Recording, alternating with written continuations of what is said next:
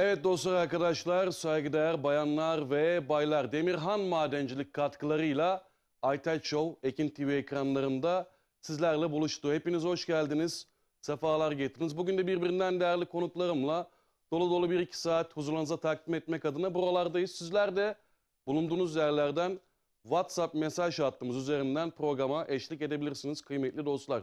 Bugün biraz buruk başlıyorum programa. Pençekilit operasyonunda şehit olan 12 evladımıza, yiğidimize Allah'tan rahmet diliyorum. Vatan sağ olsun diyerek milletimizin başı sağ olsun diyorum.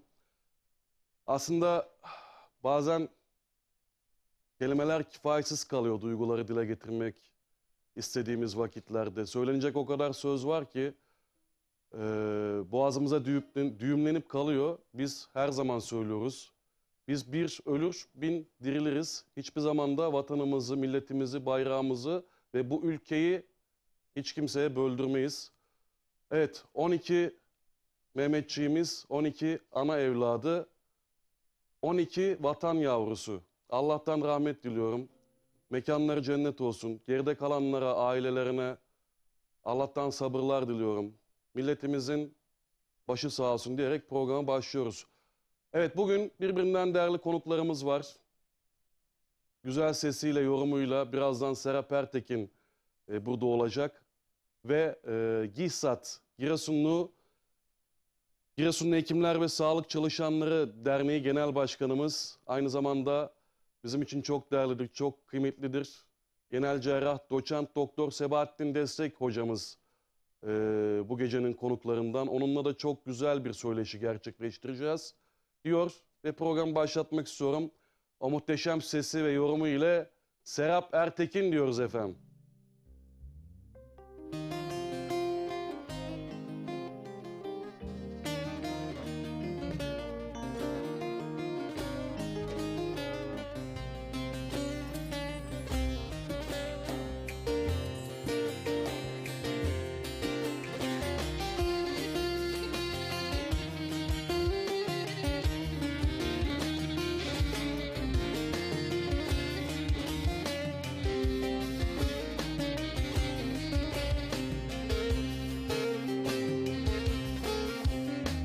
Gönül gezeninle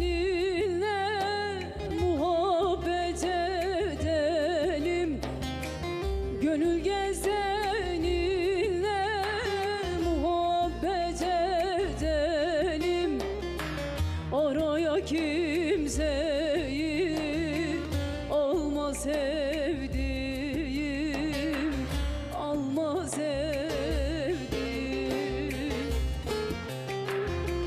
Ya benim kimim var, kime yalvarayım? Kaldır kalbindeki karayı gönül. Ya benim kimim var, kime yalvarayım? Kaldır kalbindeki karayı gönül.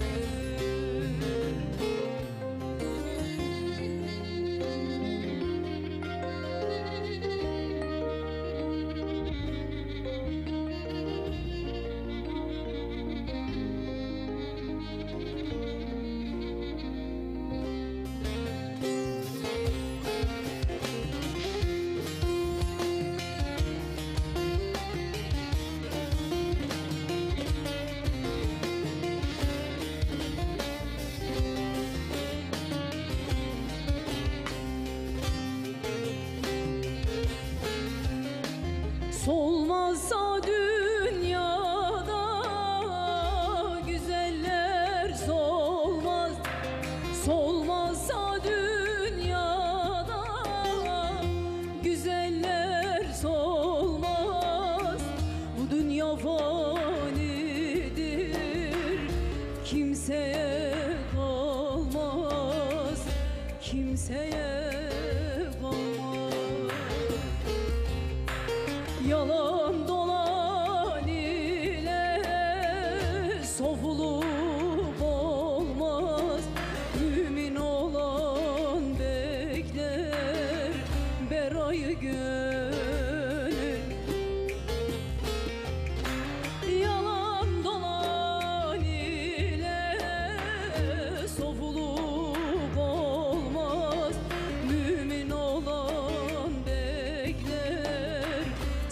sırayı gönül.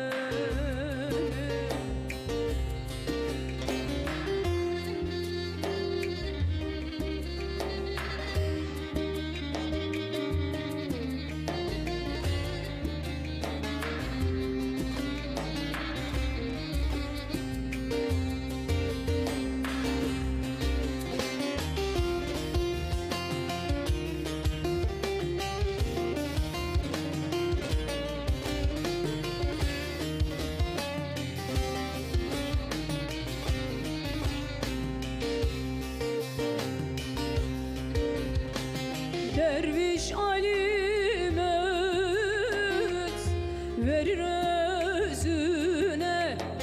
Derviş alim öğüt verir özüne. Gönül lütfeyledi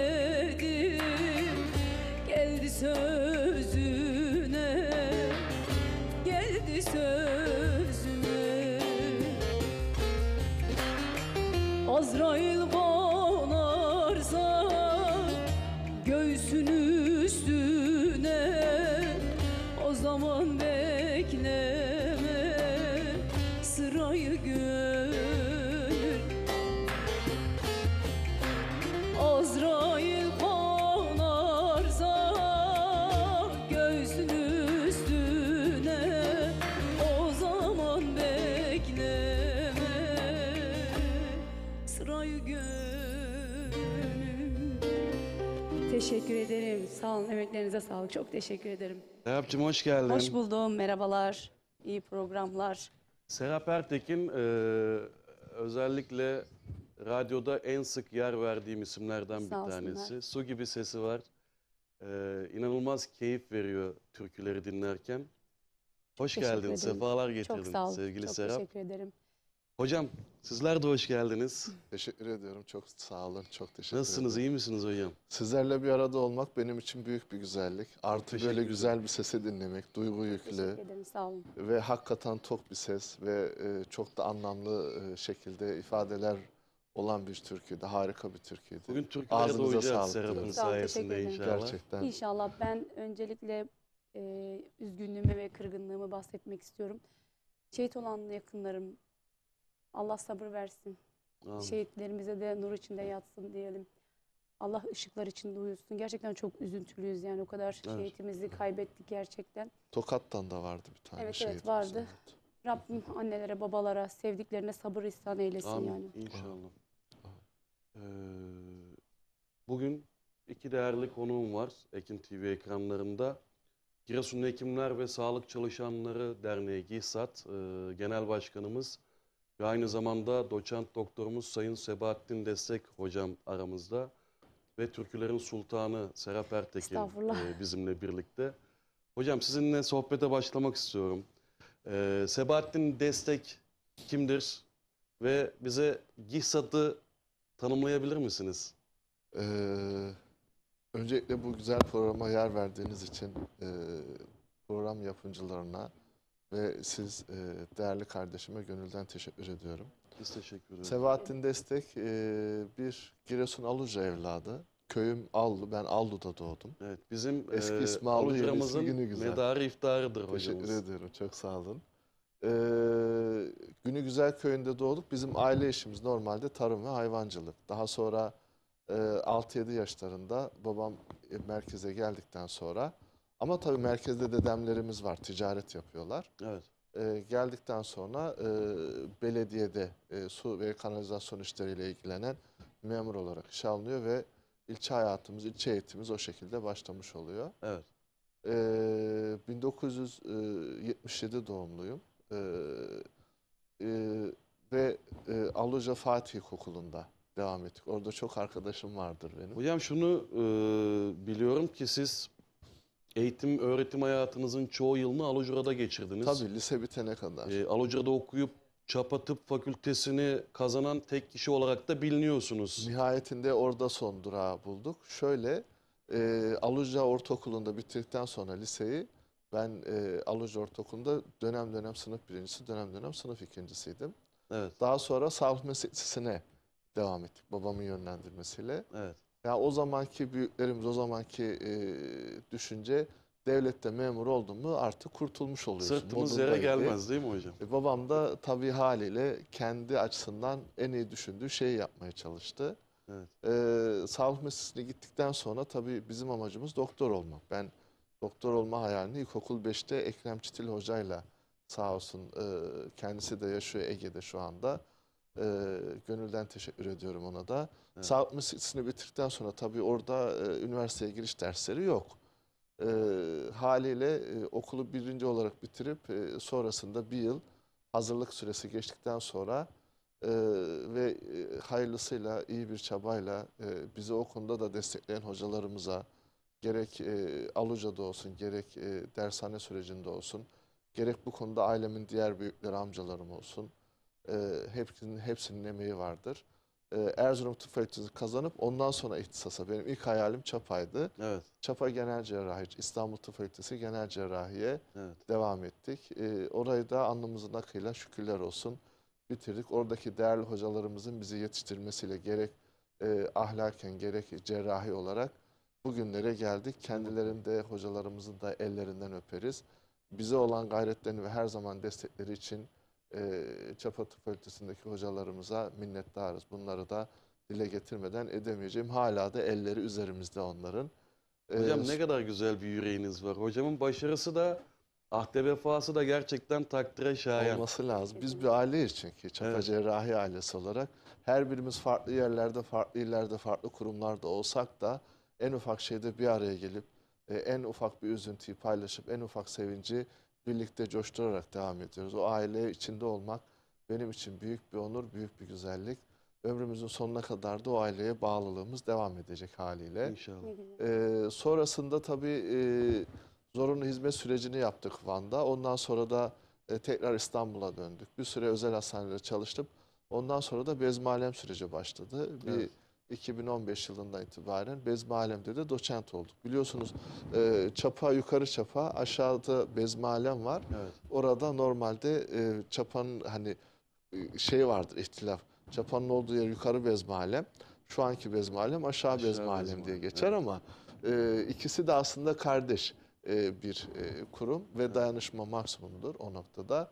Bezmi Alem'de de doçentliğimizi aldık şükürler olsun. Sonrasında da Sancaktepe Eğitim Araştırma'da da klinik şefliği yaptık 2 yıl kadar. Orada da asistanlarımızı ve eğitim kliniğini oluşturduktan sonra şimdi de Türkiye Gazetesi Hastanesi'nde devam ediyoruz. GİSAT'la ilgili olarak da ben Evet. tüm tıp eğitim hayatı boyunca gerek Aluca'dan olsun gerek Giresun'dan olsun tıbbi konularda ve hastalık konularında bize çok danışılıyordu, yardım isteniyordu. Sonra süreçte baktık bütün Giresunlu ve Alucalı sağlıkçılar hep böyle. Hani memleketine kendi çaplarında yardım edip yol gösteriyorlar. Evet. Danışılan bir şey olursa veya istenilen bir yardım konusu olunca yardım etmeye çalışıyorlar. Bu süreçte biz bunu bir derleyip toparlayalım. Alucalı, Şebinkarahisarlı, Çamoluklu, velhasıl tüm Giresunlu sağlıkçıları ve hekimleri bir araya getirelim şeklinde önce bir platform olarak oluşturduk. Bu süreçte Metin Ruşen Bey, o da kendisi medyacıdır, Evet. yerel medyacı, çok da değerlidir. Bu konuda ilk onunla görüştük ve böyle bir gayretleri olduğunu onların da ilk onunla yani Yüce Mevla bizi bir araya getirdi ve sonrasında da sürece Metin Ruşen'in çevresindeki Ahmet Gedik olsun, Saadet Toygar olsun, Evet. diğer Giresunlu ve yöremizin sağlıkçıları olsun bir araya gelmek suretiyle bir platform oluşturduk. Bu Sonra arada hadi bunu bir sözünüzü dernekleştirelim balla şeklinde kestim. dedik. Hocam özür dilerim. Hı hı. GİSAT çok kıymetli bir oluşum ve bu oluşumun içerisinde ben de yer alıyorum. Bu da benim için gurur verici Evet. gerçekten. Evet. Bunu da söylemek istedim hocam. Araya Kesinlikle. sıkıştım. Yani biz bu konuda bize her türlü emeği veren, en ufak bir katkısı olan arkadaşlarımızın ahde vefa biliyorsunuz bizim temel ilkemiz. Evet. Her zaman hem kalbimizde hem varlığımızda, yanımızda yer veriyoruz. Ben bunu dernekleştirmek istedim ve arkadaşlara da konuyu açtıktan sonra 2022'nin son ayında başvurduk biz. Ve sonra 2023'te de kongremizi yaptık. Evet. Ve oradan sonra da genel başkan olarak da devam ediyoruz. Hem kurucu başkanlık hem genel başkanlık olarak bizlerle beraber yürüyen arkadaşlarımıza da dernekte yönetim kurulunda çeşitli bir görev dağılımı yapmak suretiyle hep birlikte devam ediyoruz. Sonra da komisyonları oluşturduk yazın. Benim seçimler sürecinde bir siyaset altyapısını görme, öğrenme, fikir edinme açısından AK Parti aday adaylığı sürecim olmuştur ve ki iyi bir deneyimdir. Evet. Amaç o ortamı görmek, o ortamda neler oluyor, nasıl bir hava var onu koklamak, fikir edinmek açısından bir altyapı süreci yaşadık. Sonrasında da zaten dernekleşme yapısıyla birlikte çeşitli derneklerle de içli dışlı olarak ve görevler alarak sürecimizi devam ettirdik ve yazında komisyonlarımızı kurduk. Evet. Ar-Ge komisyonumuz, yani akademik ve geliştirme komisyonumuz, sonrasında basın komisyonumuz, sonrasında yerel medya komisyonumuz, sonrasında halkla ilişkiler komisyonumuz. Sen de o komisyonda varsın. Senin gibi bize katkı veren tüm değerli arkadaşlara çok çok teşekkür ediyoruz. Ve komisyonlarla daha da Teşekkür ederim. güçlendik. Anadolu yakasında başlayan, Ataşehir'de başlayan bu yürüyüşümüz, bu kutsal yürüyüşümüz. Şimdi benim Şişli'ye gelmemle Avrupa yakasında zirveye doğru koşarak devam ediyor hayırlısıyla ve bunun Kocaeli yapılanması, bunun bir nevi Ankara yapılanması, Giresun yapılanması ve bütün yurt çapında yapılanma devam etme planımız var ve bunu da ilerletiyoruz. Gönülden bu katkıyı veren arkadaşlarımıza teşekkür ediyorum. Faraza mesela Kocaeli yapılanmamız bizim ortopedi doktorumuz Serdar Bey'dir. Serdar Evet. Demiröz. Selam O da olsun değerli bir hocamıza. kardeşimizdir. Giresun yapılanmamızda beyin cerrahisinde Tamer Bey'imiz var. O da çok kıymetli bir kardeşimiz. Gönül veren, emek eden ve orada kim giderse yardım eden bir kardeşimiz. Hakikaten Çok kıymetli bir memleketini güç birliği var değil mi hocam? çok çok ya özveri, dayanışma, birliktelik. Bunun içinde avukatlarımız var, bunun içinde Evet. medyacılarımız var, bunun içinde sanatçılarımız var, bunun içinde gençlerimiz var. Ya hakikaten çok güzel bir portföy oldu. Harika bir Bir de portföy şunu oldu. çıplak gözle görebiliyoruz. Çiçeği burnunda bir oluşum olmamıza rağmen e, çok ciddi ses getirdik GİSAT olarak. Daha da yapacağız. Çünkü Çok güzel amacımız hizmet olduğu konuşuluyoruz, için takdir alıyoruz. Bu da evet, gerçekten mutluluk verici hocam. kesinlikle. Yani Amacımız hizmet etmek, amacımız birlik beraberlik noktasında insanlara farkındalık oluşturmak, amacımız dayanışmayı artırmak. İlk amacımız ne bizim? Önce sağlık çalışanlar arasındaki birliği, beraberliği, dayanışmayı artırmak. Sonrasında da hemşehrilerimiz ve derneklerimizle işbirliği halinde olup o dayanışmayı ve birlikte hareket etmeyi sağlamak ve bunu İnsanlara yapıyoruz ve faydalı bunu olabilmek. başarıyoruz. Emin olun Giresun nezdinde tüm memlekete hizmet ediyoruz. Yani evet, projelerimizi de anlatacağız zaten, onu göstereceğiz. evet. Niyetimiz bütün memleketimize hizmet etmek. Mevla bize inşallah bu noktada, bu samimiyet noktasında yardım edecek. Ben bundan kesinlikle kaniyim, eminim ve ediyor da şükürler İnşallah olsun. hocam biz o elektriği ve o enerjiyi fazlasıyla alıyoruz sizin üzerinizden. Teşekkür ederim. Bize de ne görev düşüyorsa her zaman sonuna kadar yanınızdayız hocam. Bundan son derece eminim. İyi ki varsın diye. Siz de iyi ki varsınız. Siz de iyi ki Kıymetli varsınız. hocam. Teşekkürler, sağ olun. Evet Serap. Bu arada dernek başkan yardımcımız Yücel Bey, Evet. Yücel Özen, zaten söylemiştim Serap Hanım'a, Hı. Tokatlıdır. Öyle mi? Kendisi bir Giresun damadıdır ama bize çok emeği vardır. Ne O da güzel. şunu demişti. Selam olsun. Ben Tokatlıyım ama benim yerim burası. Ben burada huzurluyum, mutluyum. Kendisi şu an Manisa Salihli'de. Orada Selamlarımızı Vedi gönderelim. Güneş Hastanesi'nde çalışıyor. Ve çok güzel işler yapıyor. Harika işler yapıyor. Evet. İyi ki bizimle ve iyi ki de bizlerle beraber yol yürüyor. Buradan da ona selam olsun. Selam Selamlar olsun olsun. kendisine. Evet sevgili Serap, yoğun bir tempoda çalışıyorsun. Evet. Yeni eserler var, yeni klip var. Hayırlı uğurlu olsun. Teşekkür ederim, sağ olasın. Bahtı açık olsun, alkışı bol İnşallah. olsun inşallah. İnşallah. Biraz yeni çalışmalardan bahsetmek istiyorum seninle de. Şöyle, şu anlık bir yeni çalışma yok. En son yaptığım bir klibim var. Onun Evet. öncesinde bir albüm çalışmam vardı. Pandemiyle birlikte yürüttüğüm. Hı hı. Yeni çalışmalar yavaş yavaş stüdyoda başlayacağız, şu anlık yok. Klibimiz yeni, taze. Klibimiz daha yeni, burnunda bir evet. klibimiz var. Yayınlamanı dilerim radyoda Tabii bol ki, bol. keyifle.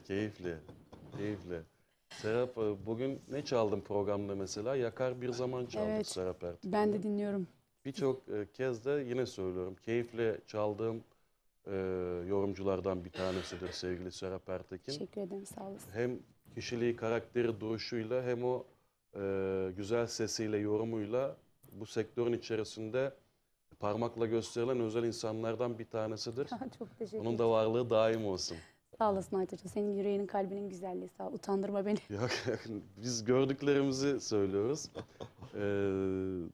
Başarılısın, daim olsun inşallah. Amin, İnşallah amin. hepimizin yolu Çok bahtı yoğun bir açık mesaj olsun. trafiğimiz var ama öncesinde bir güzel türkü dinlemek istiyoruz biz Serap Ertekin'den. Tamam. Başı duman pare pare yapalım mı? Zahmet olmazsa eğer.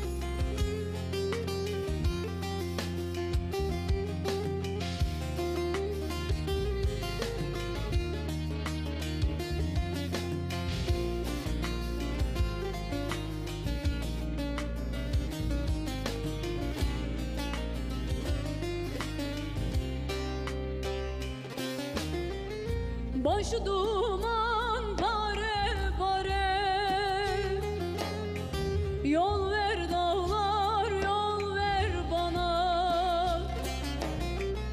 Başı duman pare pare, yol ver dağlar, yol ver bana. Gönlüm gitmek ister yâre. Yol ver dağlar, yol ver bana. Yol ver dağlar, yol ver bana. Ömrümün uzun yolu çekip gitsem yâre doğru. Gözlerim yaş dolu dolu. Yol ver dağlar, yol ver bana. Ömrümün uzun yolu çekip gitsem yâre doğru. Gözlerim yaş dolu dolu. Yol ver dağlar, yol ver bana.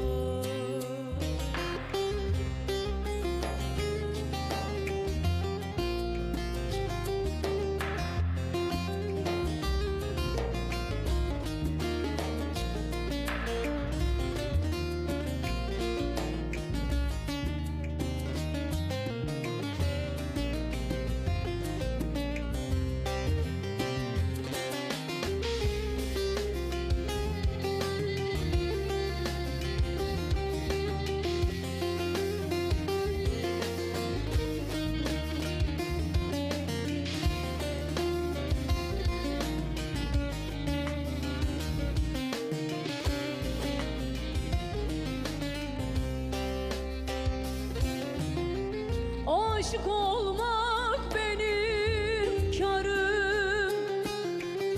Çok aradım nazlı yarim.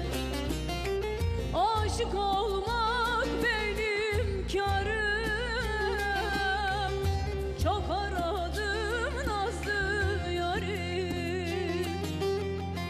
Dudu dilim sitemkarım. Yol ver dağlar, yol ver bana. Yol ver dağlar, yol ver bana. Karlı dağından esmedim. Ben o yâre hiç küsmedim. Daha umudum kesmedim. Yol ver dağlar, yol ver bana. Daha umudu kesmedim. Yol ver dağlar, yol ver bana. Ah bir gandil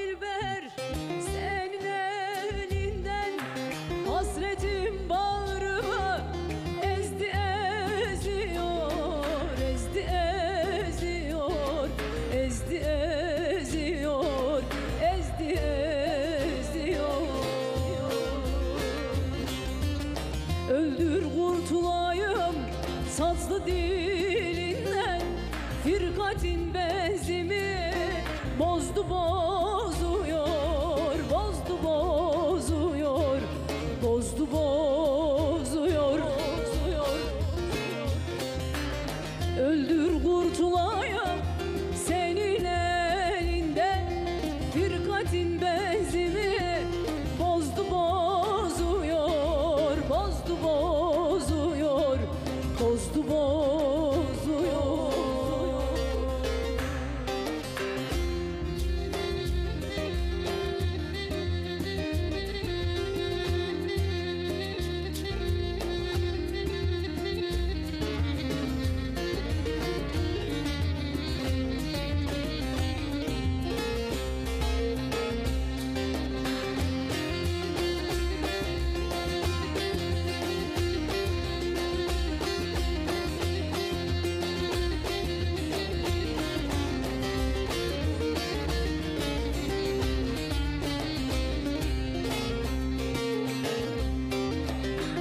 Kaşların arası nutkumu bağlar, hasretin canımı dağladı dağlar, dağladı dağlar, dağladı dağlar, dağladı dağlar.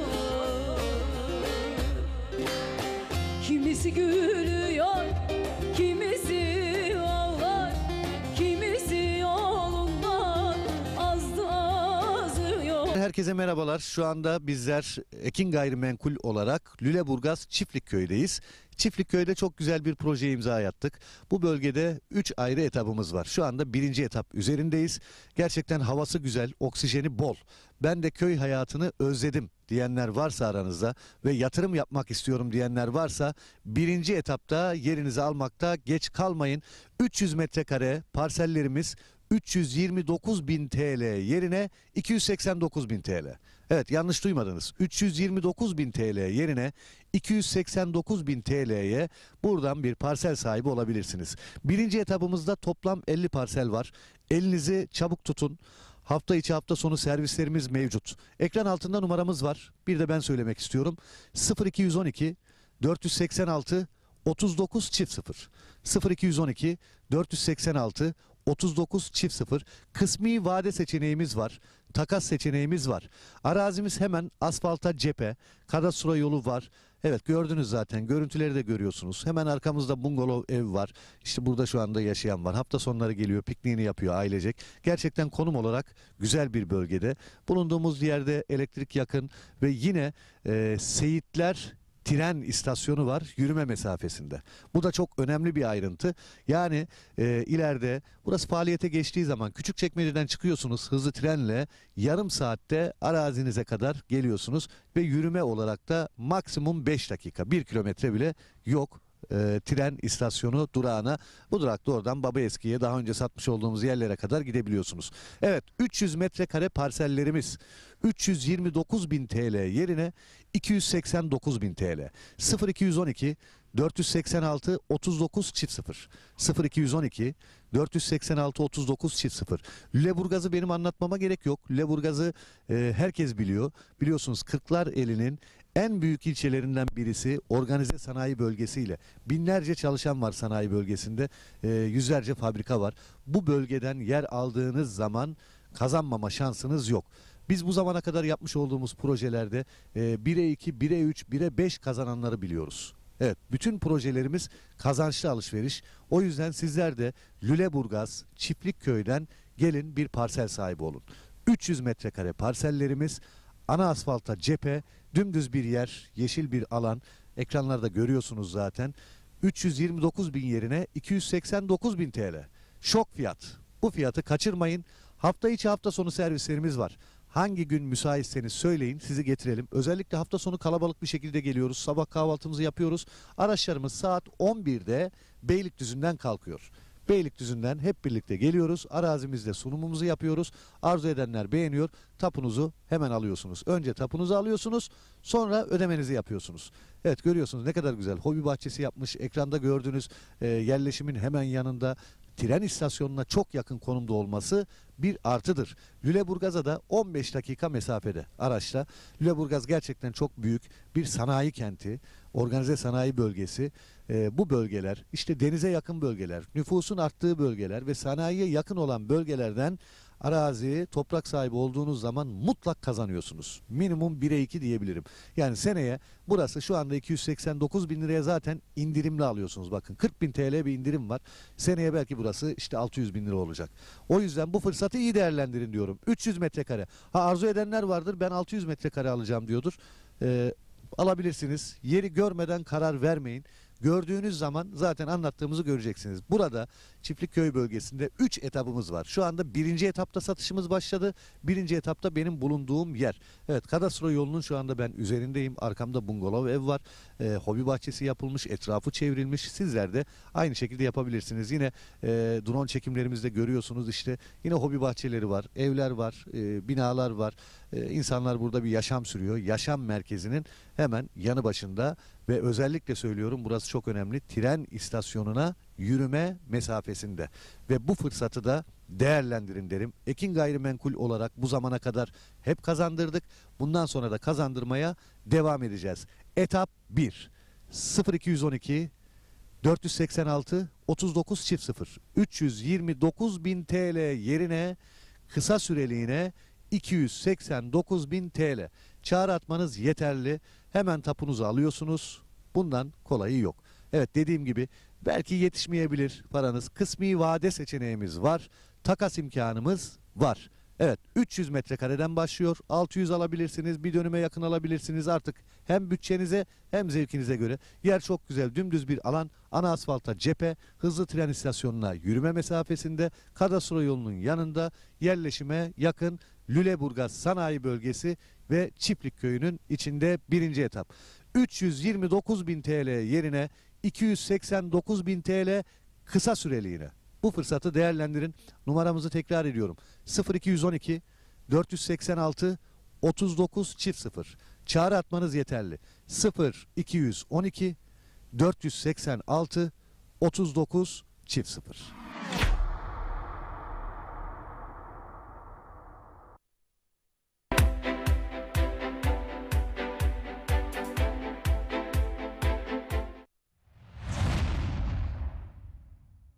Merhaba sevgili dostlar, merhaba canlar. Ekin Türk ekranları başındaki çok muhterem insanlar. Nurettin Bay'dan, Bay Show'dan bir salı akşamından Ekin Türk stüdyolarından hepinize kucaklar dolusu Nurettin Bay'ın sevgiler, hazırlayıp selamlar sunduğu olsun. Bay Show programının bu haftaki konuğu Sevil Özen Akçil. Am yar, paşam yar, doldurdum basa basa, hadi gel gel. Doldurdum basa basa, hadi gel gel. Benim yarim çok güzel, am yar, paşam yar, azıcık boydan kısa, hadi gel gel. Bay Show programı her salı saat 21.30'da Ekin Türk TV'de sizlerle. Evde kaldım ben bu sene evde kaldım. Evde kaldım bu sene de evde kaldım.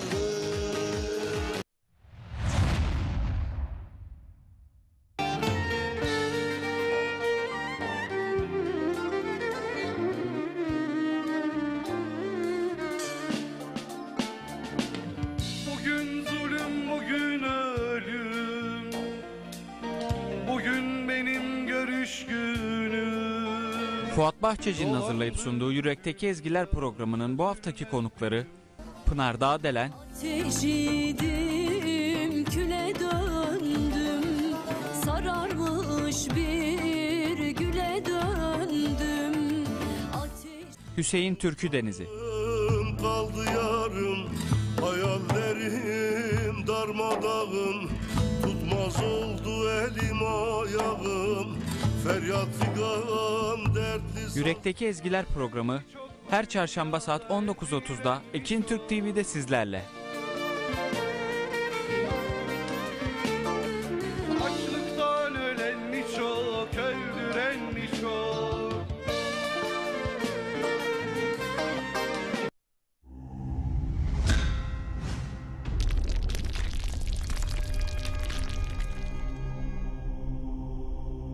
Bizi izlemeye devam. Çok güzel bir klip olmuş. Çok da güzel yorumlamışsın eseri. Çok Sesine, teşekkür ederim. yüreğine, Çok emeğine sağ olasın. sağlık. Ağzınıza Nasıl, sağlık. beğendiniz mi arkadaşlar? Değil mi? Çok teşekkür Harika. ederim, sağ olun. Çok güzel olmuş. Çok Ben dolu dolu çok olmuş, beğendim. maşallah. Hocam Evet. nasıl, Teşekkür beğendiniz mi? Ya ben çok profesyonel ve çok güzel buldum yani. Su gibi Dolu hocam. dolu Teşekkür böyle ederim, sağ olun. gerçekten. Allah çok Bir güzel. de sanki yıllardır dinliyormuşum gibi. Biz mesela şey yaparken çocukluğumuzda minibüslere bindiğimizde o zamanlar Güler Duman çalardı hep. Evet. Bizim yörenin insanı türküleri çok sever malum. O dönemlere gittim yani. güzel. Gerçekten çok teşekkür ediyorum. Ne Çok mutlu. böyle işte çok dolu ve çok güzel söylüyorsunuz yani gerçekten Teşekkür ederim, Gerçekten sağ olun. öyle hocam. tesir olduk yani. Evet. Bu Aytaç arada Show- Buyurun bir hocam. kardeşimiz Nurişah Hanım oğlu askerde bir asker türküsü talep etti. Öyle mi? Onu da Tabii iletim bugün üstünde söyleriz değil mi kalmasın. Serap? Söylüyorsunuz. İlerleyen zamanda planlanabilir. Ekin TV ekranlarında Aytaç Show devam ediyor. Bu güzel programı sizlerle buluşturan çok değerli, çok kıymetli insanlar var. Başta ana sponsorumuz Demirhan Madencilik olmak üzere Oktay Bakırhan abime, Ergün Bakırhan ağamıza çok çok teşekkür ediyorum. Hatırı sayılır katkıları için. Sağ olsunlar, var olsunlar. Yine alt bantımızda markanız Dijital Jeans ise gözler hep üzerinizde diyoruz. Dijital Jeans'e katkılarından dolayı teşekkür ediyoruz.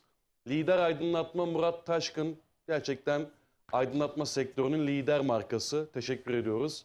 Aluç Dent, diş dediğimiz zaman akla gelen ilk markadır. Aluç Dent, Muammer Uncuoğlu'na teşekkürler. Özmine Giyim, bayan giyim sektöründe gerçekten çok kaliteli işler yapıyorlar. Sevgili Volkan Kara kardeşime teşekkür ediyorum. Aktaş Makine, konfeksiyon makinelerinde bir numara lider marka. Emrah Duymaç kardeşime selam olsun. Başarı Lojistik, Yunus Selahattin ve İsmail Gödek abilerime teşekkür ediyorum. Dünyayı taşıyoruz sloganıyla Başarı Lojistik gerçekten işin ehli. Hasoğlu Ahşap Ürünleri, siz hayal ediyorsunuz. İbrahim Hasoğlu gerçekleştiriyor. Selam olsun İbrahim abime de. ARG aksesuar, kauçuk etiket, deri etiket, metal aksesuar ve lazer kesimde gerçekten sektörün lider markası. Recep Gecio'ya teşekkür ediyorum. Rapper Mens Wear, içinizi ısıtan marka. Erkek kaban ve palto da Serkan Halatçı'ya, İlker Kütü'ye teşekkür ediyorum. Hatırı sayılır katkıları için. Ve Radyo Ekin türkülerin ayrımsız adresi 7/24 en güzel türküleri bulabileceğiniz tek frekans. Ve bizleri Facebook, Instagram ve YouTube'dan da Ekin Türk TV yazarak takip edebilirsiniz kıymetli dostlar. Şimdi yoğun bir mesaj trafiğimiz var. Müsaadeniz varsa bir gelen mesajlara göz atalım istiyorum. Bakalım kimler nerelerden takip ediyorlar bizleri. İyi yayınlar Aytaç Bey, konuklarınıza selam olsun. Serap Hanım'dan bir türkü rica ediyorum demişler. Bizden de size selam olsun efendim. İyi yayınlar diliyorum. Sıradaki eserler şu an birlikte olduğum aileme armağan olsun demiş. Teşekkürler. Samsun'dan gelen bir mesaj. Sevgiler, selamlar. Alucra Konaklı Köyü'nden Nuri Durhan selamlarını iletmiş. Aleykümselam. Teşekkür ediyoruz. Hayırlı akşamlar. Bu akşam da aranızda olamadım. Türküler çok güzel. Hasoğlu ailesine armağan olsun. Hoşça kalın demiş İbrahim Hasoğlu. Samsun'dan selam ve sevgiler İstanbul Ordu ve Bursa'daki Alucra Konaklı Köyü'nden hemşerilerimize sıradaki güzel türküler armağan olsun demiş Nuri Durhan. Serap Ertekin, seni çok seviyoruz. Sıradaki türkü arkadaşlarıma armağan olsun demişler. Merhabalar, ben Keçicili Fadik Güneş. Oğlum Mehmet ve torunlarım için, kızlarım için Neyim Kaldı türküsünü okursanız sevinirim demiş. Benim favori türkülerimden. Beraber okuruz. Serap, bugün okuyacak mıyız? Beraber okuyalım seninle. Evet. Deneyeceğiz. Peki ben deneyeceğim hiç değilse. Estağfurullah. Bir sürpriz olabilir ilerleyen dakikalarda. Serap'la belki bir düet yapabiliriz bugün. Neyim Kaldı eserine. Yakışır. Dinler misin Dinleriz hocam? tabii canım, Yani Serap'ı dinlemez zaten dinleme gibi şansımız yok da beni dinler misiniz hocam? Seve seve dinleriz. Gururla Tabii ki dinleriz. dinleriz. Niye dinlemeyelim? Teşekkür ederim. İyi akşamlar, iyi yayınlar. Ben Sakarya Karasu'dan Hasan Kalamanoğlu. Sıradaki Türkiye Ekin TV ailesine ve tüm sevdiklerime gelsin. Selamlar demiş. İyi geceler, iyi yayınlar diliyorum. Ben Kezereğli'den Kadir Korkmaz. Sizden sıradaki Türkiye ailem ve türkü sevenler için istiyorum. İyi yayınlar demiş. Teşekkürler. Amasya Göynecek'ten Ahmet Akgül. Aziz şehitlerimize Allah'tan rahmet diliyorum. Milletimizin başı sağ olsun. Şehitler ölmez, vatan bölünmez demiş. Teşekkür ediyoruz. Tüm yiğitlere selam olsun diye de noktalamış mesajını. Sağ olsunlar. Merhabalar, iyi yayınlar. Augsburg'dan Ali Rıza Efeoğlu, sıradaki türkü şu anki misafirlerime armağan olsun demiş. Yurt dışında da yoğun izleniyoruz. Gurbetteki izleyicilerimize selam Selam olsun olsun. buradan. Selamlar, hayırlı akşamlar. Yüreği güzel insanlar. Dalında başarılı kardeşlerime en derin saygılarımı sunuyorum. Tuncay Yelekoğlu göndermiş. Bizden de selam olsun Tuncay abimize. Van'dan selamlar. Ben Barış Ayaz, sıradaki türkü babama ve tüm Ayaz ailesine gelsin demiş. Ordu'dan Züleyha. Selahattin kardeşime başarılar diliyorum demiş. Hocam size gelen bir mesaj. Bu arada ben Van Erciş'te 4 yıl kadar çalıştım. Orada Öyle mi? Erciş Devlet Hastanesi'nde bir başhekimlik tecrübesi de yaptık. Ne güzel. Hakikaten Yeşil Erciş deniyor oraya. Hı hı, Erciş insanı hakikaten misafirperverliğiyle, kültürüyle, ikramlarıyla evet. yani bize çok güzel yıllar, çok güzel zamanlar yaşattı. Hepsine de selam olsun diyorum. Çok güzel bir memleket Van gerçekten. Gerçekten güzel. O Başkanım. misafirperverliği, o Evet. sevecenliği Her yönüyle çok mükemmeldi güzel yani. bir memleket. Selam Onlara olsun da bana selam buradan. olsun. Selam. Hepsine birden diyorum. Ordu'dan Züleyha ablan Sebahattin'e selamlar demiş. Aleykümselam. Başkanım. Getiren sağ olsun. İyi yayınlar, Polatlı'dan selamlar. Sıradaki Türkiye eşime ve anneme gelsin demişler. Armağan olsun. İyi akşamlar Aytaç Bey. Ben Adem Yavuz'dan Nurisa Gülce. Vatanı görevini yapmakta olan oğlum Furkan Gülce için bir asker türküsü rica ediyorum. Orada bulunan doktorum Sebahattin Destek hocama da selamlarımı iletiyorum. Hayırlı programlar demişler. Teşekkür ediyoruz. Baş üstüne aleykümselam diyoruz. Hayırlı akşamlar, Gaziantep'ten selamlar. Sıradaki Türkiye Hasanoğlu ailesine gelsin demişler. İyi yayınlar diliyorum. Serap Ertekin'den ne gelirse sevdadan gelir eserini rica ediyoruz demişler. Hayırlı akşamlar, eşim Kadir'e, kızım Amine'ye sıradaki Türkiye armağan olsun. Tokat Erbaa Gölönü'nden gelen bir mesaj. Merhabalar, Gule Dersim türküsünü rica ediyorum demişler. İyi akşamlar, ben Burdur Bağlar Mahallesi'nden Hasan Özdemir. Sizden bir türkü rica ediyorum. Ağlama Yar Ağlama türküsü. Bu türkü Burdurlulara ve Kayışköy'ünde bulunan aileme armağan olsun. Hayırlı programlar diliyorum. Allah'a emanet olun. Teşekkürler demişler. Değerli hocam Sebahattin Destek ve arkadaşlara Alucra'dan gönül dolusu selamlar. Mehmet Aleykümselam. Karamanoğlu göndermiş. Bizden de Aleykümselam. Alucra'ya selam olsun Selam olsun. efendim. Şimdi burada yine mesajlara devam etmek istiyorum. Başladık, bitirelim. Aytaç, böyle hemşerilerimi televizyonda gördüğüm zaman inanılmaz keyif alıyorum. Çok hoşuma gidiyor. Alucra Akçiçek Köyü'nden sevgili İbrahim Asoğlu göndermiş. Başkanım. Baş üstüne benim anne tarafım Akçiçek Köyü'yle bayağı bir akraba. Öyle mi? Orada davul zurna çalan mesela İbrahim, Halil İbrahim var Halil, biliyorsunuz. evet Halil bizim. Ee, Halil Levent. Benim hatta sen de oğluyla biraz program da yaptın burada. Hastaoğlu'yla. Ayhan Aslıoğlu. Evet Ayhan'la. başkanım. Evet. Onlar benim direkt dayı tarafım. Öyle mi? Tabii, O zaman tabii. İbrahim Öz dayım abiyle var. de akrabalık var Var sizde. var evet. Hasoğlu, İbrahim Orada Hasoğlu. Hasoğullarıyla var, Danalıoğullarıyla Oo, var. çok güzel. Çok güzel. O yüzden Davaha Köyü şimdiki adıyla Akçiçek Evet, Köyü. Dava Bizim Akçiçek, için selam değerlidir. olsun. Oradakilere hepsine selam olsun. Selam olsun. Başkanım yine Gihsat oluşumundan sevgili Eser bizi takip ediyor. Teşekkür ediyoruz. Güzel katkıları var onun da. Çok Demiş sağ ki, olsun. Abi yine harikasınız Sebahattin hocama. Çok çok selamlar. Hepinize selamlar. Rabbim kolaylıklar versin demiş. Aleykümselam. Çok teşekkür ediyorum. Sevgili Eser sana da. Çamoluk Dernek Başkan Yardımcımız, aynı zamanda Çamoluk Usluca Köyü Dernek Başkan Yardımcımız, pardon Dernek Başkanımız, düzeltiyorum. İsmail Aydın Başkanım şu an programı evinde hasta olarak takip ediyor. Normalde Çok bugün geçmiş olsun. burada Çok olmayı geçmiş çok olsun. arzuluyordu. Bugün burada olacaktı ama hastalığı dolayısıyla katılamadı. Allah şifalar Herkinize de versin. çok çok selamları var Aleykümselam, başkanımın. sağ olsun. En yakın zamanda bir araya geleceğimizi de söylememi istedi. İnşallah, her hocam. zaman. Baş tacı Da iletim kardeşimiz. üzerimde kalmasın. Allah İsmail geçmiş Aydın olsun. Başkanıma Allah'tan acil şifalar diliyorum. İnşallah tez zamanda o eski enerjisine kavuşur ve kaldığımız yerden devam ederiz yola. Başkanıma selam olsun. Selam olsun. Çamoluk'a, Usluca'ya selam olsun. Ve sevgili İrfan kardeşimiz de programı takip ediyor. Ona da sevgi ve selamlarımızı göndermiş olalım. Sizler de bulunduğunuz yerlerden WhatsApp üzerinden mesajlarınızla programa eşlik edebilirsiniz. 0541 483 60 60. Tokat. Fark ettim. Radyoda da öyle bizim. 60 fark ettim. Evet 0541 483 60 60 WhatsApp mesaj hattımızın numarası. Gönlünüzden, yüreğinizden geçen şarkılar, türküler, mesajlar ne varsa gönderin gelsin. Burada paylaşalım kıymetli dostlar. Şimdi hocam GİSAT üzerine biraz da sohbet edelim istiyorum sizinle. Tabii ki. GİSAT olarak Giresun ve İstanbul'da ne gibi faaliyetlerde bulundunuz şimdiye kadar? Şimdi biz GİSAT olarak 2023 yılında özellikle de biliyorsunuz yine ölenleri rahmetle ve kalanlara da sabırlar dileyerek bir deprem yaşadık. Evet.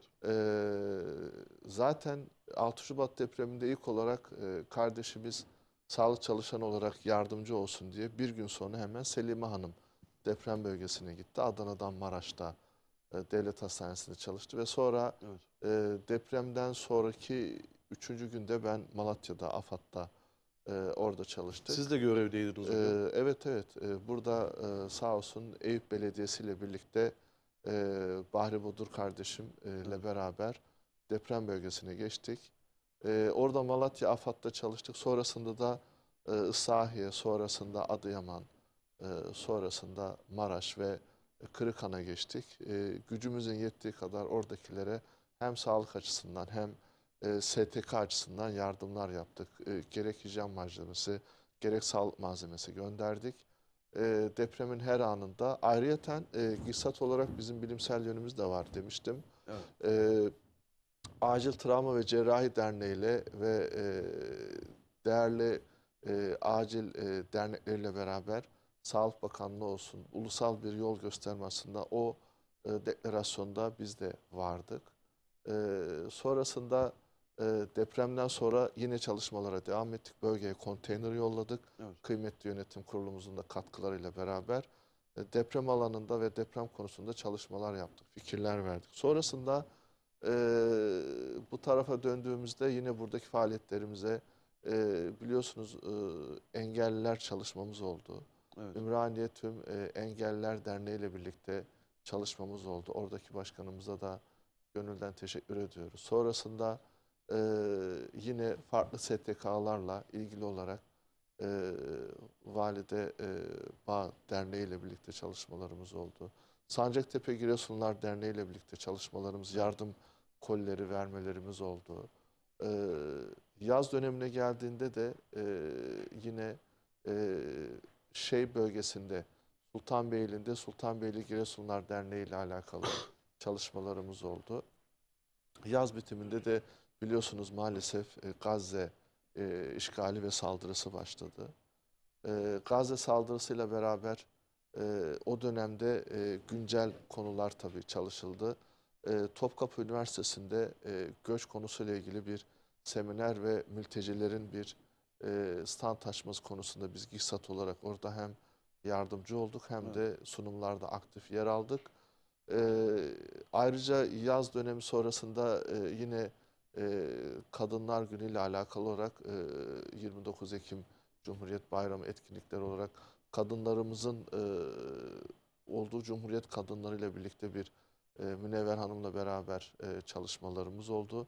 Özlem Uzuner Hanım burada bir plaket aldı. Evet. En sonunda biliyorsunuz Filistinli kardeşlerimizle beraber Zeytinburnu Belediyesi'nin katkılarıyla başkanımıza da selam olsun, Ömer Başkanımıza Selam. ve Zeytinburnu Giresunlar kardeşlerimize, hemşehrilerimize de selam olsun. Filistinli mültecilerin yararına düzenlediğimiz bir kermesimiz ve konferansımız oldu. Orada İbrahim Balcıoğlu hocamız, profesör doktordur kendisi, değerli bir akademisyen hocamız. Evet. Gazze saldırısı ve göçle alakalı ciddi bir, değerli bir sunum da yaptı.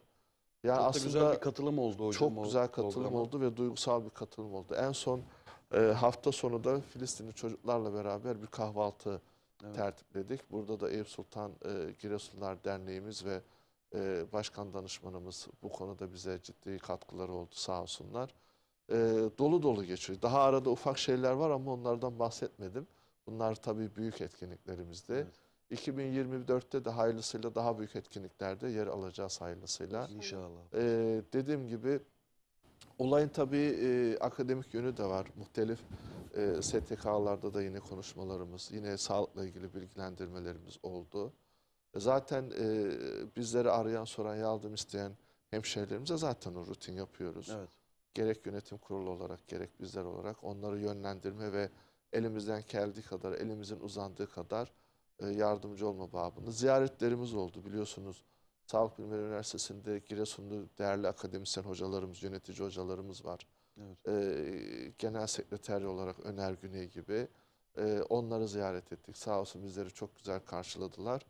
Ve 2024'te de yine hekim ziyaretlerimiz, değerli kurum yöneticileri ziyaretlerimiz devam edecek hayırlısıyla. Amacımız tabii hizmette sınır tanımamak ve hizmete devam etmek. Gücümüz yettiği kadar, ömrümüz ifa ettiği kadar hayırlısıyla. Tabii daha güzel projelerimiz ve çalışmalarımız var. Bu konuda da gerek siyasilerle içli dışlı olarak, gerek diğer derneklerle içli dışlı olarak çalışmalarımızı sürdüreceğiz inşallah. Daim olsun inşallah. Amin, hocam. hep birlikte hayırlısıyla. Emeklerinize sağlık. Çok teşekkür ediyorum Serap Hanım. Evet, GİSAT oluşumundan bahsetmeye devam edeceğiz tabii ki. Ama böyle Serap Ertekin'in de bugün Feyizlenerek. bulmuşken ona güzel türküler okutmayı da çok böyle arzuluyorum. Serap ne dinleriz şimdi? Ben bir uzun okumak istiyorum. Yola bakın, belki gelen babamdır. Of süper.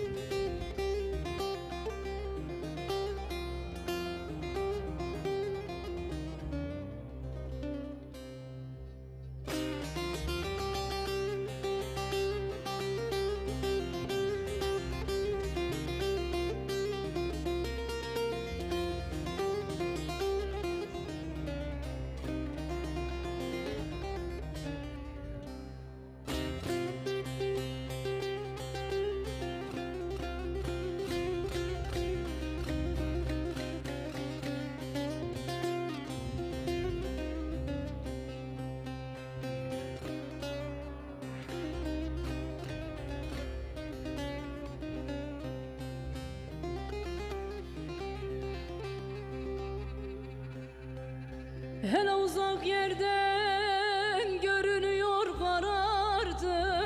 Yola bakın, belki gelen babamdır.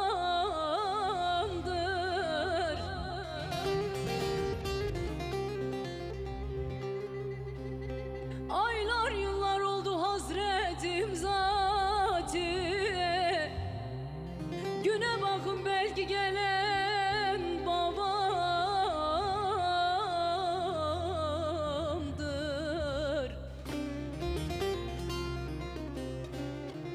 Zalim aylar oldu hasretim zati.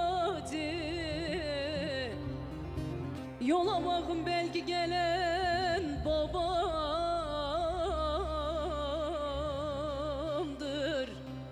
Ah, güne bakın, belki gelen babam. Can babam, babamdır babam. Babam.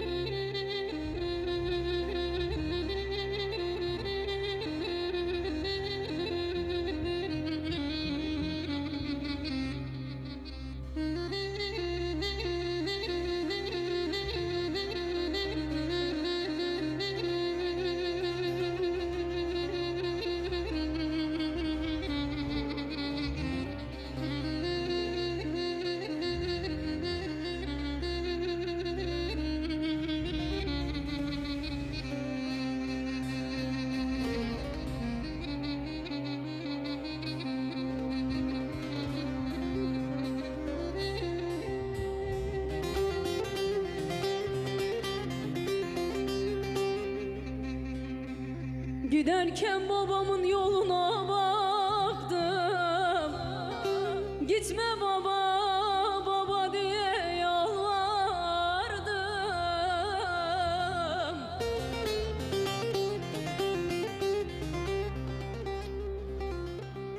Ben bir goncaydım, soldum zarardım.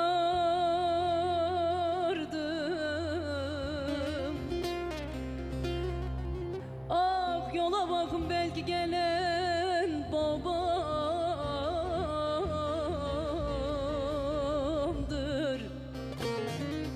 Güne bakın belki gelen babam, can babam, babamdır babam.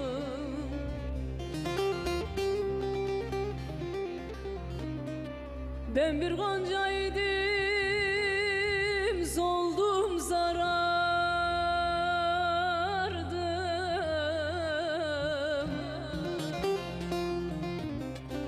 Ah yola bakın belki gelen babamdır.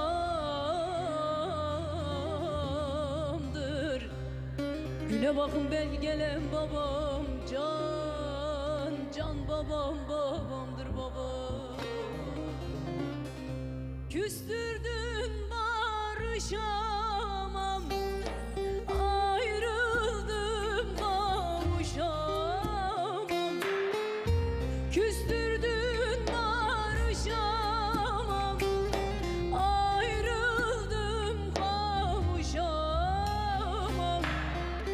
Göz açtım seni gördüm, yarınan konuşamam. Dert bende, kare bende. Dert bende, kare bende. Ey olmaz yara bende. Yuvasız kuşlar gibi olmuşam perakende. Dert bende, kare bende. Ey olmaz yara bende. Yuvasız kuşlar gibi olmuşam perakende.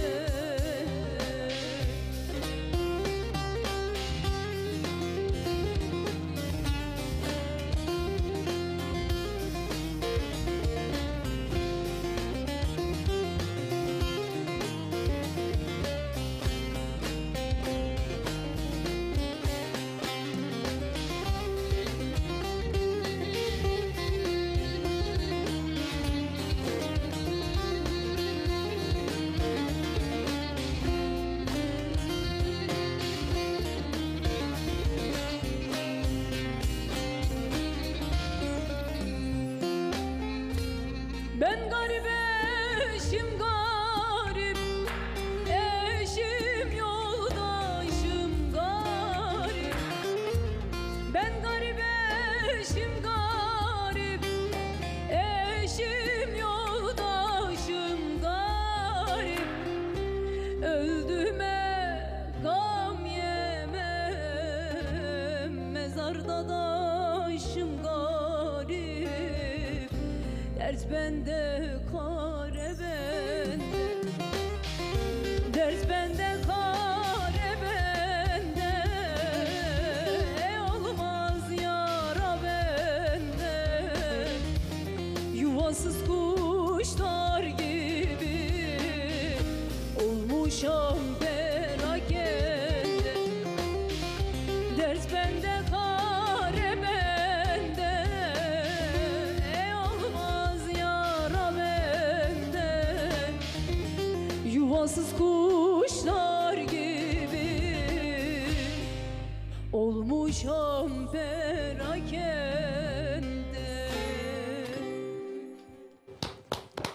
Emeğinize Ağzına sağlık. Çok sağlık. teşekkür ederim. Ağzına yüreğine sağlık sevgili Serap. Teşekkür ederim. Sağ Hocam olun. bugün ya inanılmaz terapi olmadı mı hocam bizim için bugün? Ya oldu Bu ses, bu yorum, bu türküler. Valla. Teşekkürler. Gerçekten güzel gidiyor. Allah nazardan korusun. Sağ olun. Çok teşekkür ederim. Hocam reçeteye arada sırada türkü yazıyor musunuz?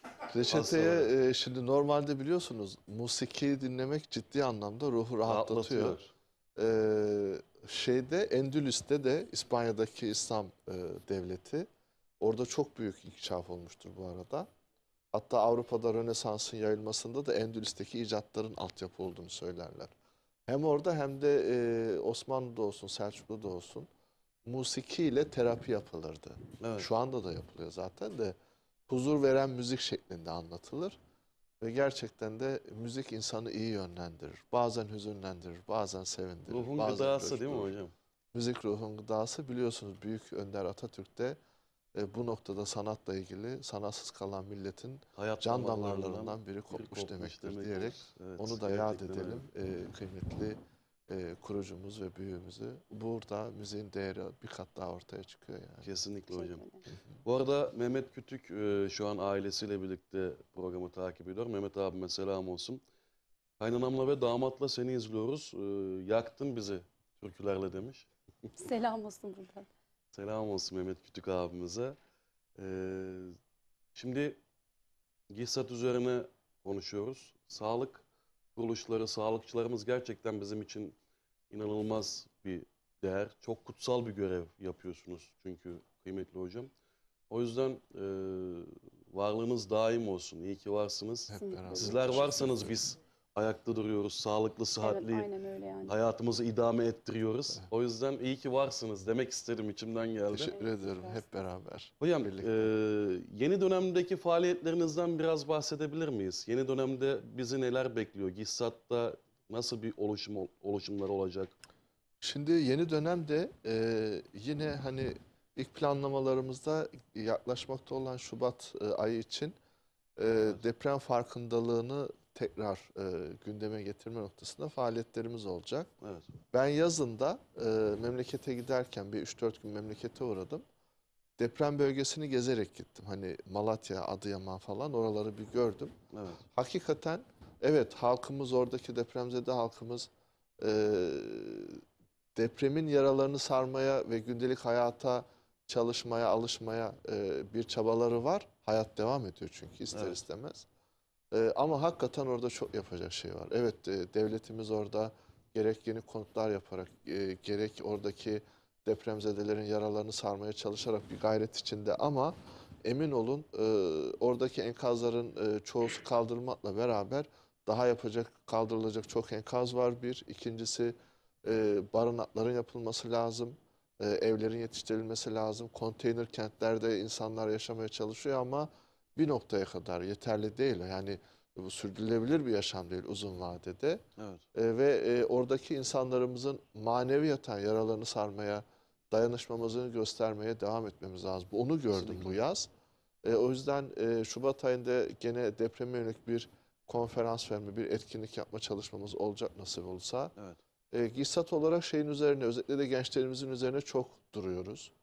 Çünkü gençlerimiz bizim geleceğimiz. Onların gerek maneviyaten, gerek fikir olarak, gerek kişisel gelişim olarak bu noktada inkişafı için elimizden geleni yapacağız. Ve bu noktada da gençlerin gerçekten en son Darülaceze gezimiz oldu. Evet. Dün gençlerimizle Darülaceze'deki yaşlarımızı buluşturduk. Hakikaten yaşlarımızın, Güzel bir tablo yaşı bu. ilerilerimizin diyelim, yaşlı demeyelim de ileri yaştaki büyüklerimizin tecrübeleri, genç kardeşlerimizin hayat enerjileri bir araya gelince muazzam bir güç oluşuyor. Onu yapmak, onu yaşatmak, onu tekrarlamak lazım. Büyüklerimizin tecrübelerinden, gençlerimizin enerjisinden faydalanırsak bu memleket çok güzel şeyler yapmaya devam edecektir. Onu gördük. İnşallah onu devam ettireceğiz.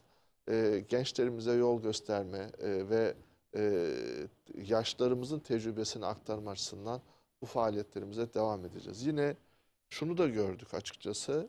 Şimdi sağlık sadece beden sağlığı değil, biliyorsunuz. O noktada sağlık her alanda, Dünya Sağlık Teşkilatı'nda anlattığı gibi sağlık sadece bedenen iyi olmak değil, kişinin ruhen de ve toplumun sosyal olarak da sağlıklı olmasıdır. Kesinlikle. O noktada da çalışmalarımız olacak. Evet. Gerek derneklerle işbirliği yaparak, kurumlarla işbirliği yaparak, belediyelerle çeşitli psikolojik olsun, sosyal yönden olsun, bedensel yönden olsun GİSAT bünyesindeki akademisyenlerimizle konferanslar vereceğiz. Ve daha iyi nasıl bir toplumun inkişafı olur şeklinde bir çalışma yapacağız. Nasip olursa inşallah. Ve biz de toplumu gözlemliyoruz. Toplumumuzun gerçekten hem bireysel hem toplumsal olarak desteğe ihtiyacı var. Evet. En büyük destek de moralmen. Toplumumuzda artan bir stres var. Bu stresin kaynağı gerek dünya açısından oluşan savaşlar olsun, iklim krizi olsun, global bir ekonomik kriz olsun, gerek yeni nesille var olan nesil arasındaki iletişim kopukluğu olsun, gerek maddi imkansızlıklar olsun. Yani çok çeşitli stres faktörleri var. Ama bunların hepsi aşılır, hepsi aşılabilir. Bu toplum neler gördü, neler geçirdi. Buradaki en önemli husus, en önemli nokta birlik, beraberliği devam ettirmek, umudu korumak. Malum umut su gibidir. Su olmazsa bitki ölür. Umut olmazsa insan ölür, yerinden kalkmaz. Umudu yaşatmaya, yeşertmeye devam edeceğiz. Biz de GİKSAT olarak o noktada sağlık çalışanları olarak biz nasıl bunca olumsuzluğa rağmen çalışmaya, emek etmeye, hizmet etmeye devam ediyorsak Evet. o noktada o inkişafı devam ettireceğiz. Yani olumsuzluklar derken onda bahsetmeden geçemeyeceğim. Şimdi evet toplumda artan bir stres var ama şimdi toplumda en önemli iki unsur biri hukuk, biri sağlık. Onlar iki ana unsurdur. Adalet ve sağlık. Onlar devam ettiği sürece toplum varlığını sürdürür. Evet. Gerek hukuk alanındaki bir de eğitim. Öğretmenlerimiz de bahse geçmeden edemeyeceğiz. Hukuk, eğitim ve sağlık alanında lütfen toplumumuza şunu ben belirtmekten her zaman tekrar etmekten vazgeçmeyeceğim. Gerek sağlık çalışanlarına olsun, gerek eğitim çalışanlarına olsun, öğretmenlerimize olsun, gerek hekimlerimize, hemşirelerimize, ebelerimize olsun, tıbbi sekreterlerimize olsun, gerek avukatlarımıza, hakimlerimize, savcılarımıza olsun. Lütfen sahip çıkalım, lütfen Evet. sinirli olsak da sinirimizi yatıştıralım. Ne bileyim sinir yatıştırmak için farklı yöntemler var. Dışarı çıkmak gibi, gezmek gibi, yemek yemek gibi farklı bir yollar arayalım. Sinirimizi bu sağlık çalışanı, eğitim çalışanı ve hukuk çalışanlarından çıkarmayalım. Çünkü onlar olmazsa toplumun yapısı olmaz, Kesinlikle ilerleme olmaz. haklısınız. En son geçen Ok Meydanı'nda sağlık çalışanı bir hekim arkadaşımıza fütursuzca bir saldırı oldu. Bunlar yanlış şeyler. Sağlığı Yanlış istediğimiz şeyler. kişilere saldırırsak nasıl onlardan fayda göreceğiz? Nasıl beklenti içine gireceğiz? Yani bizim dedim yani biz tarım ve hayvancılıktan geliyor. Sonra da demir doğrama yaptık. Evet. Ben şunu gözledim. Yani bizim ineğimizin bile morali bozuk olunca sütü az veriyordu. Ya hayvan bile mutsuz olunca vermiyor, bir şey vermiyor. Evet. Siz sağlık çalışanına, eğitim çalışanına ne bileyim insanken kötü davranırsanız ondan nasıl hizmet bekleyebilirsiniz? Olacak ki versin ve lütfen şunu dikkate alalım arkadaşlar. Hizmet beklediğimiz insanlara sabırlı, anlayışlı ve lütfen duyarlı olalım. Onlar da insandır. İnsani gözle bakalım. Onlara yardımcı olalım. Bir saldırı değil, kötü bir söz bile etmemeye çalışalım. Beklentilerimizi vermiyor olabilir. Hizmet alamıyor olabiliriz. Kurumları var, hastalıkları var. Ne bileyim müdüriyeti var, başhekimliği var. Onlar üzerinden sorunu insani bir şekilde çözmeye çalışalım. Bunu bahsetmeden geçemeyeceğim.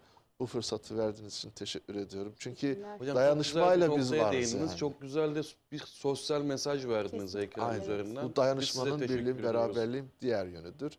Farkındalık olarak onu yarattığınız da için yine- biz size teşekkür ediyoruz. Onu da yine vurgulayacağız, vurgulamaya devam edeceğiz. Gerek dernekler bazında, gerek halk bazında, gerek siyasiler bazında bu konuya dikkat çekmeye devam etmemiz lazım ama sorunların en altında yatan stresini, halkımızın stresi, Evet. stresini, bu halkımızın üzüntüsünü, bu halkımızın beklentilerini ne kadar karşılayabilirsek halkımız o kadar mutlu. Çoluğuna, çocuğuna, ailesine, çevresine, kurumlardakilere o kadar olumlu yaklaşacaktır. Artık bu da siyasilerimizin gerek anketlerle gerek toplumu gözlemleyerek yapacağı çalışmalarda gizli diyorum. Allah yardımcımız olsun. Onlara da yardım etsin diyorum. Amin inşallah hocam. Hocam Çok ben de bir şey sormak istiyorum. Tabii ki de buyurun.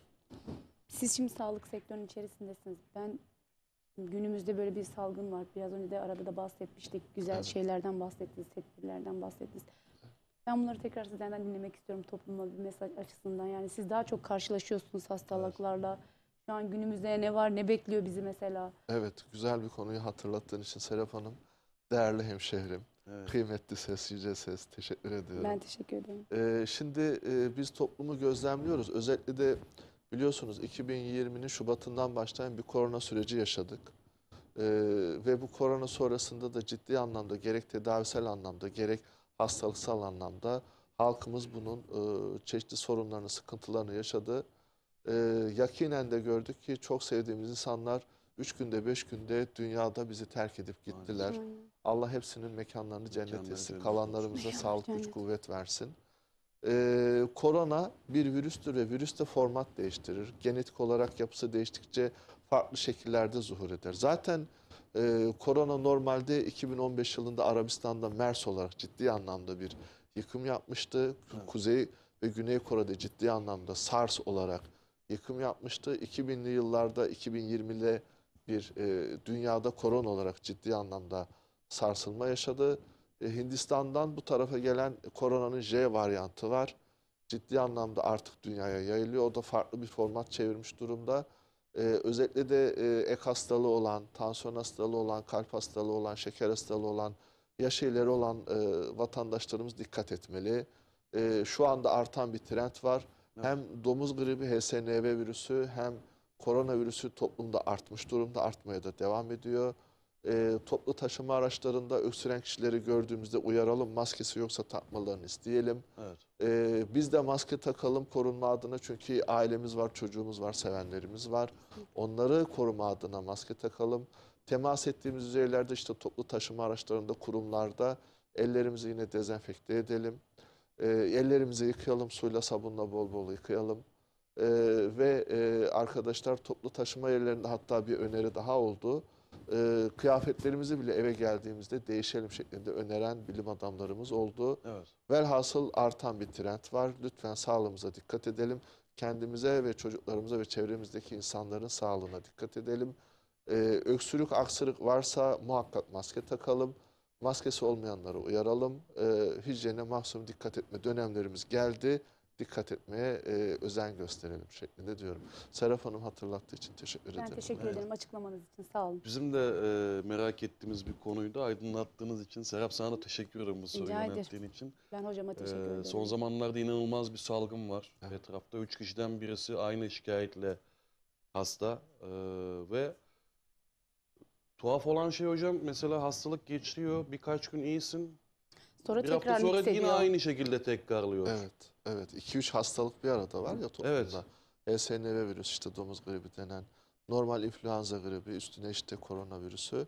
Aslında Dikkat etmek saydığınız detaylara çok uzakta değiliz. Koronavirüsten o süreç içerisinde maskemizi de takıyorduk, Tabii. dezenfektanımızı da kullanıyorduk. Evet. Kıyafetlerimizi de günübirlik giyip çıkarıyorduk. Ama işte koronavirüs sonrasında bir boş vermişlik oldu yine insanlarda. Oldu, evet. Doğru. Bunu o zaman hocamızın da uyarısıyla tekrardan dikkate almamız En gerekiyor. azından şu aylar, Ocak, Şubat aylarında dikkat etmek gerekiyor. Evet, özellikle Çünkü bu önünü aylar almak zor olur. çok daha dikkatli olmamız gerekiyor. Hocamıza teşekkür ederim bu konuda bizi Teşekkür ederiz. Sağ olun. aydınlattığı Teşekkür için. ederim, çok sağ Şimdi olun. güzel bir türkü arası verelim. Sonrasında reklamlardan sonra da kaldığımız yerden Aytaç Show devam edecek efendim. Serap, mikrofon Asker sende. türküsü istiyorlar. Evet, Ben bantlarda da Bir görüyorum. isteğimiz var. Eledim yapalım mı zahmet olmazsa?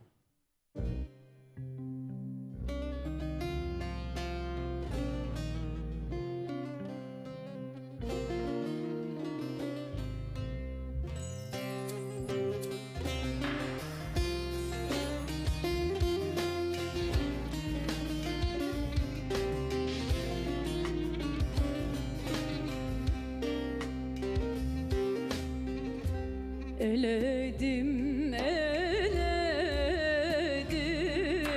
öldü geledim. Aynalı beşikte yavrum bebek beledim. Aynalı beşikte yavrum bebek beledim.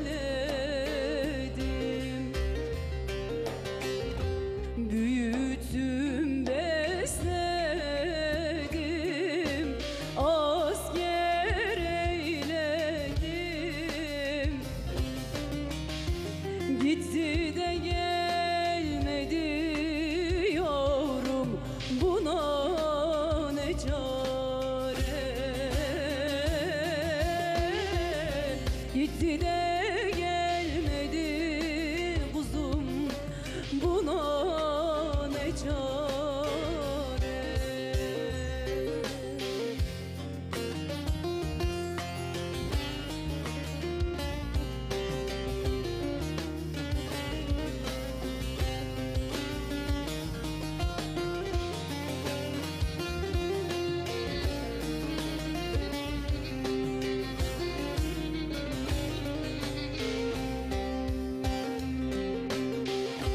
Bir güzel simadır aklımı aldı. Aşkın hançerini canan sineme sardı. Bizi kınamasın eli dil olan, yandı ciğerimde anam, buna ne çare. Yandı yüreklerim canan, buna ne çare. Gitti gelmedi kınalı kuzum, ciğerlerim yanıyor, buna ne çare. Gitti gelmedi yavrum, buna ne çare.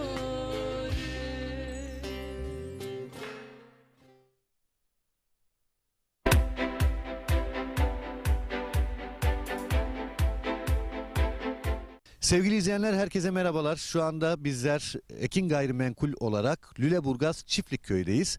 Çiftlikköy'de çok güzel bir projeye imza attık. Bu bölgede 3 ayrı etabımız var. Şu anda 1. etap üzerindeyiz. Gerçekten havası güzel, oksijeni bol. Ben de köy hayatını özledim diyenler varsa aranızda ve yatırım yapmak istiyorum diyenler varsa 1. etapta yerinizi almakta geç kalmayın. 300 metrekare parsellerimiz 329.000 TL yerine 289.000 TL. Evet, yanlış duymadınız. 329.000 TL yerine 289.000 TL'ye buradan bir parsel sahibi olabilirsiniz. 1. etabımızda toplam 50 parsel var. Elinizi çabuk tutun. Hafta içi hafta sonu servislerimiz mevcut. Ekran altında numaramız var. Bir de ben söylemek istiyorum. 0212 486 39 0. 0212 486 39 0. Kısmi vade seçeneğimiz var. Takas seçeneğimiz var.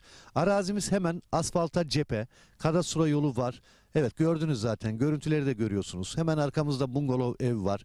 İşte burada şu anda yaşayan var. Hafta sonları geliyor, pikniğini yapıyor ailecek. Gerçekten konum olarak güzel bir bölgede. Bulunduğumuz yerde elektrik yakın ve yine Seyitler tren istasyonu var yürüme mesafesinde. Bu da çok önemli bir ayrıntı.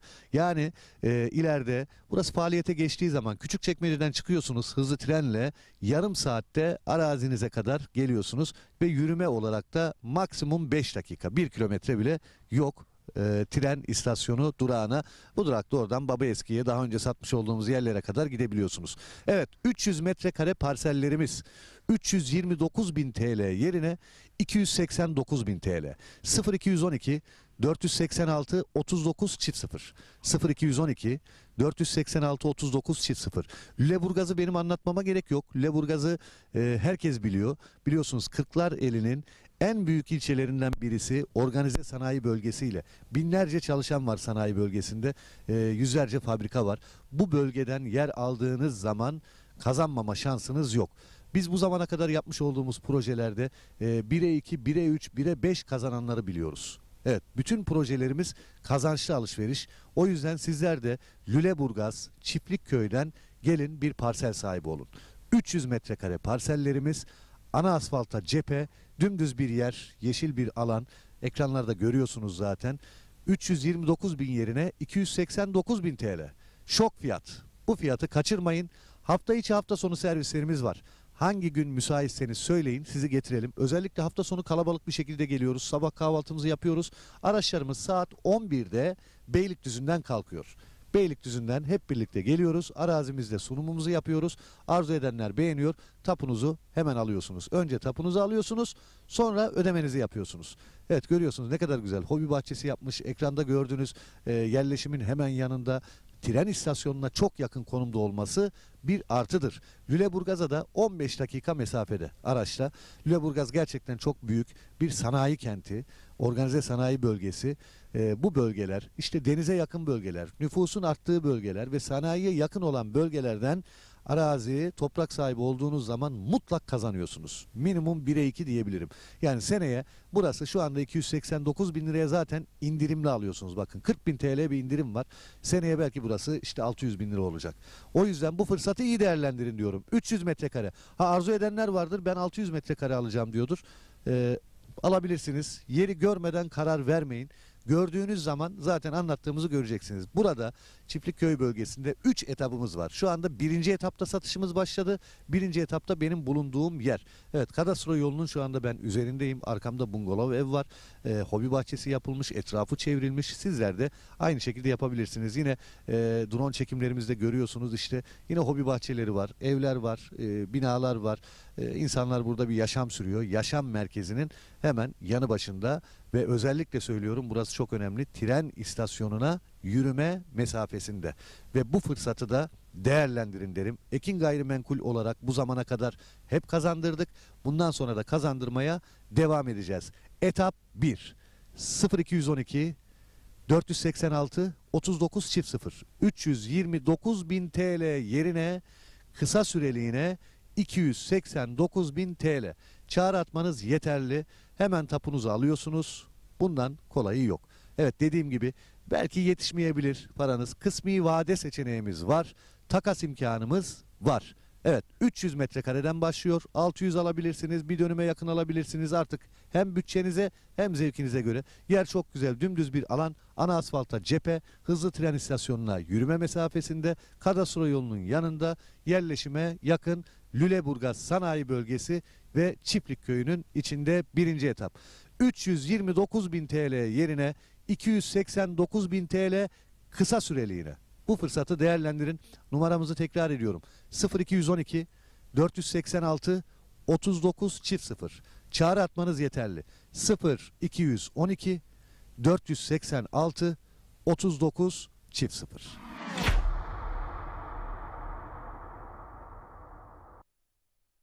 Sevgili izleyenler, herkese merhabalar. Şu anda bizler Ekin Gayrimenkul olarak Lüleburgaz Çiftlikköy'deyiz. Çiftlikköy'de çok güzel bir projeye imza attık. Bu bölgede 3 ayrı etapımız var. Şu anda 1. etap üzerindeyiz. Gerçekten havası güzel, oksijeni bol. Ben de köy hayatını özledim diyenler varsa aranızda ve yatırım yapmak istiyorum diyenler varsa 1. etapta yerinizi almakta geç kalmayın. 300 metrekare parsellerimiz 329 bin TL yerine 289 bin TL.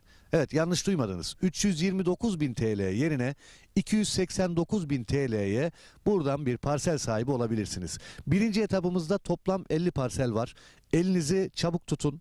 Hafta içi hafta sonu servislerimiz mevcut. Ekran altında numaramız var. Bir de ben söylemek istiyorum. 0212 486 39 çift 0. 0212 486 39 çift 0. Kısmi vade seçeneğimiz var. Takas seçeneğimiz var.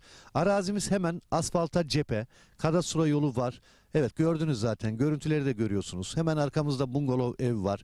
İşte burada şu anda yaşayan var. Hafta sonları geliyor, pikniğini yapıyor ailecek. Gerçekten konum olarak güzel bir bölgede. Bulunduğumuz yerde elektrik yakın ve yine Seyitler tren istasyonu var yürüme mesafesinde. Bu da çok önemli bir ayrıntı. Yani ileride burası faaliyete geçtiği zaman Küçükçekmece'den çıkıyorsunuz hızlı trenle, yarım saatte arazinize kadar geliyorsunuz ve yürüme olarak da maksimum 5 dakika, 1 kilometre bile yok. Tren istasyonu durağına. Bu durakta oradan Babaeski'ye, daha önce satmış olduğumuz yerlere kadar gidebiliyorsunuz.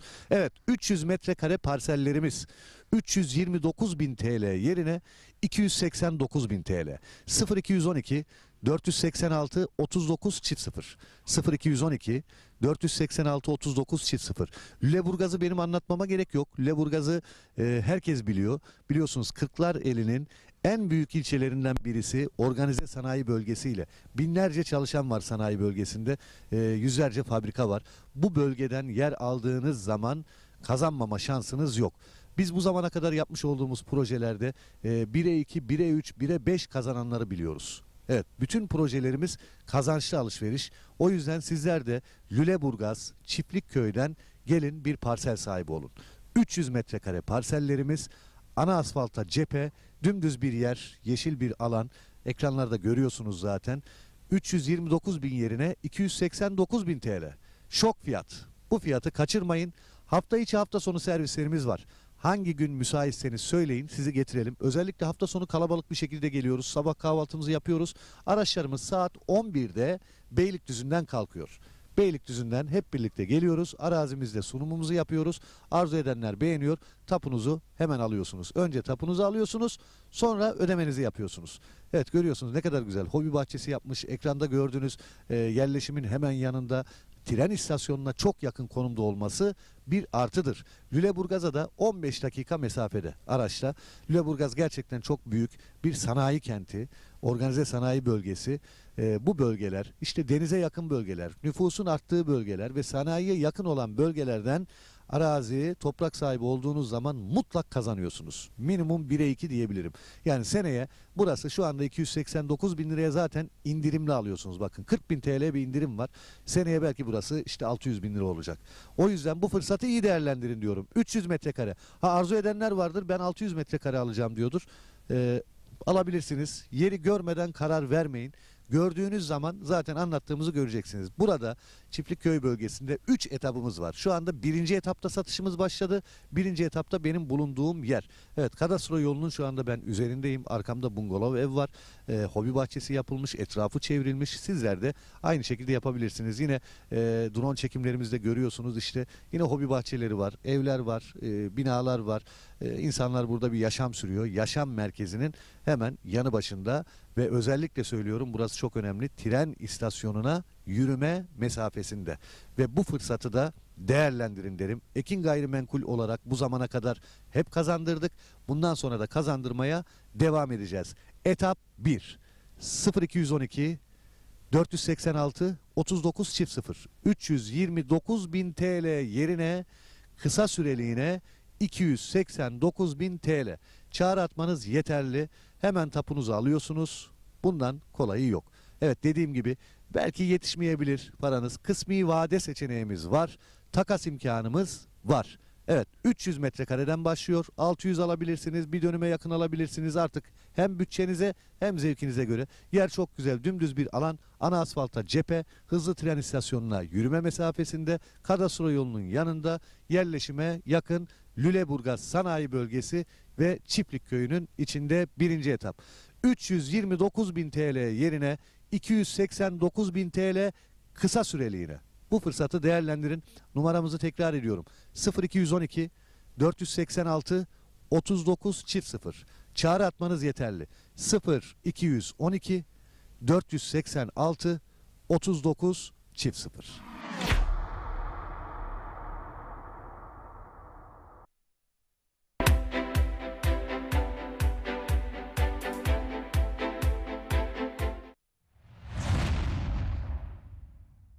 Merhaba sevgili dostlar, merhaba canlar. Ekin Türk ekranları başındaki çok muhterem insanlar. Nurettin Bay'dan, Bay Show'dan bir salı akşamından Ekin Türk stüdyolarından hepinize kucaklar dolusu Nurettin Bay'ın sevgiler, hazırlayıp selamlar sunduğu olsun. Bay Show programının bu haftaki konuğu Sevil Özen Akçil. Am yar, paşam yar, doldurdum basa basa, hadi gel gel. Doldurdum basa basa, hadi gel gel. Benim yarim çok güzel, am yar, paşam yar, azıcık boydan kısa, hadi gel gel. Bay Show programı her salı saat 21.30'da Ekin Türk TV'de sizlerle. Evde kaldım ben bu sene evde kaldım. Evde kaldım bu sene de evde kaldım.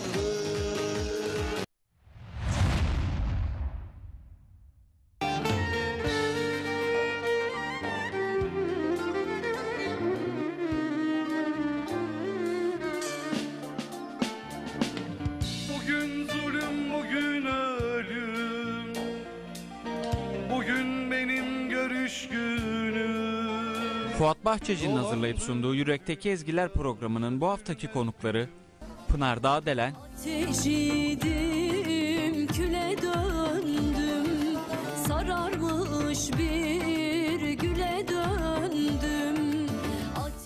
Hüseyin Türkü Denizi, Kaldı yarım, hayallerim darmadağın. Tutmaz oldu elim ayağım, feryat figan dertli. Yürekteki Ezgiler programı her çarşamba saat 19.30'da Ekin Türk TV'de sizlerle. Açlıktan ölen mi çok, öldüren mi çok?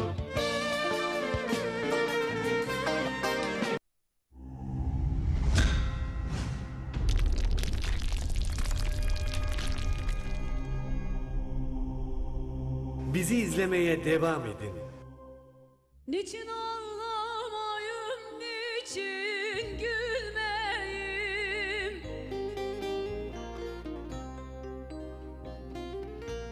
Niçin ağlamayım, niçin gülmeyim?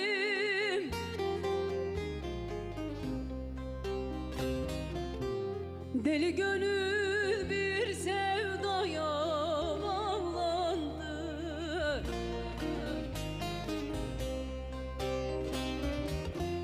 Özü şirin, sözü şirindir yarın. Gamzesi oklaşıya bağlandı.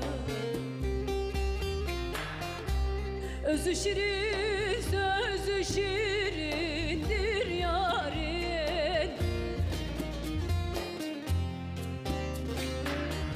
Gamzesi oklaşıya bağlandım. Gamzesi oklaşıya bağlandım.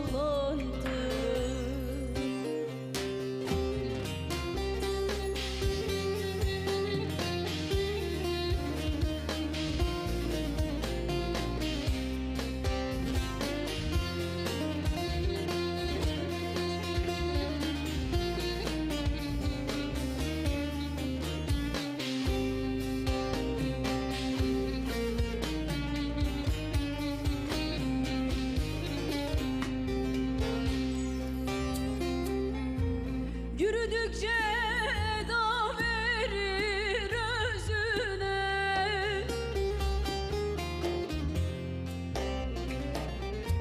Yürüdükçe eda verir özüne.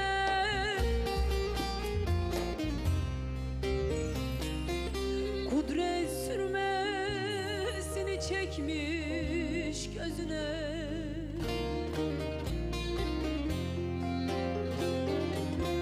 Taramış zülfünü dökmüş yüzüne.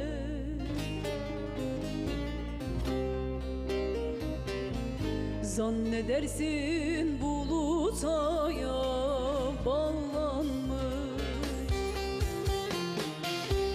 Taramış zülfünü dökmüş yüzüne.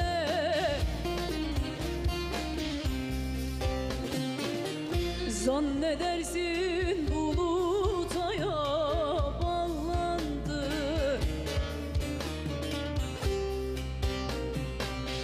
Zannedersin bulutaya bağlandı.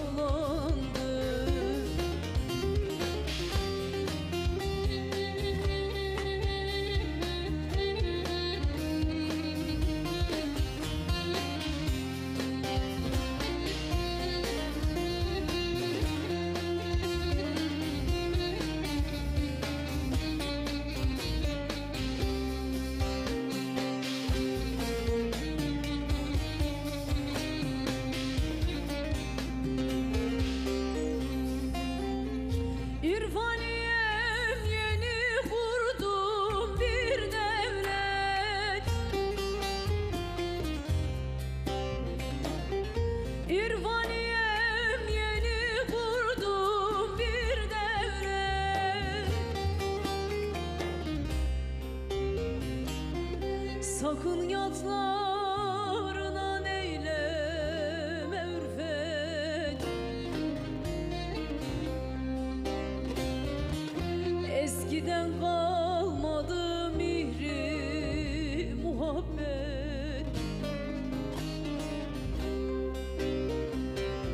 Şimdi gönül taze yâre bağlandı. Eskiden kalmadı bir muhabbet. Şimdi gönül taze yâre bağlandı.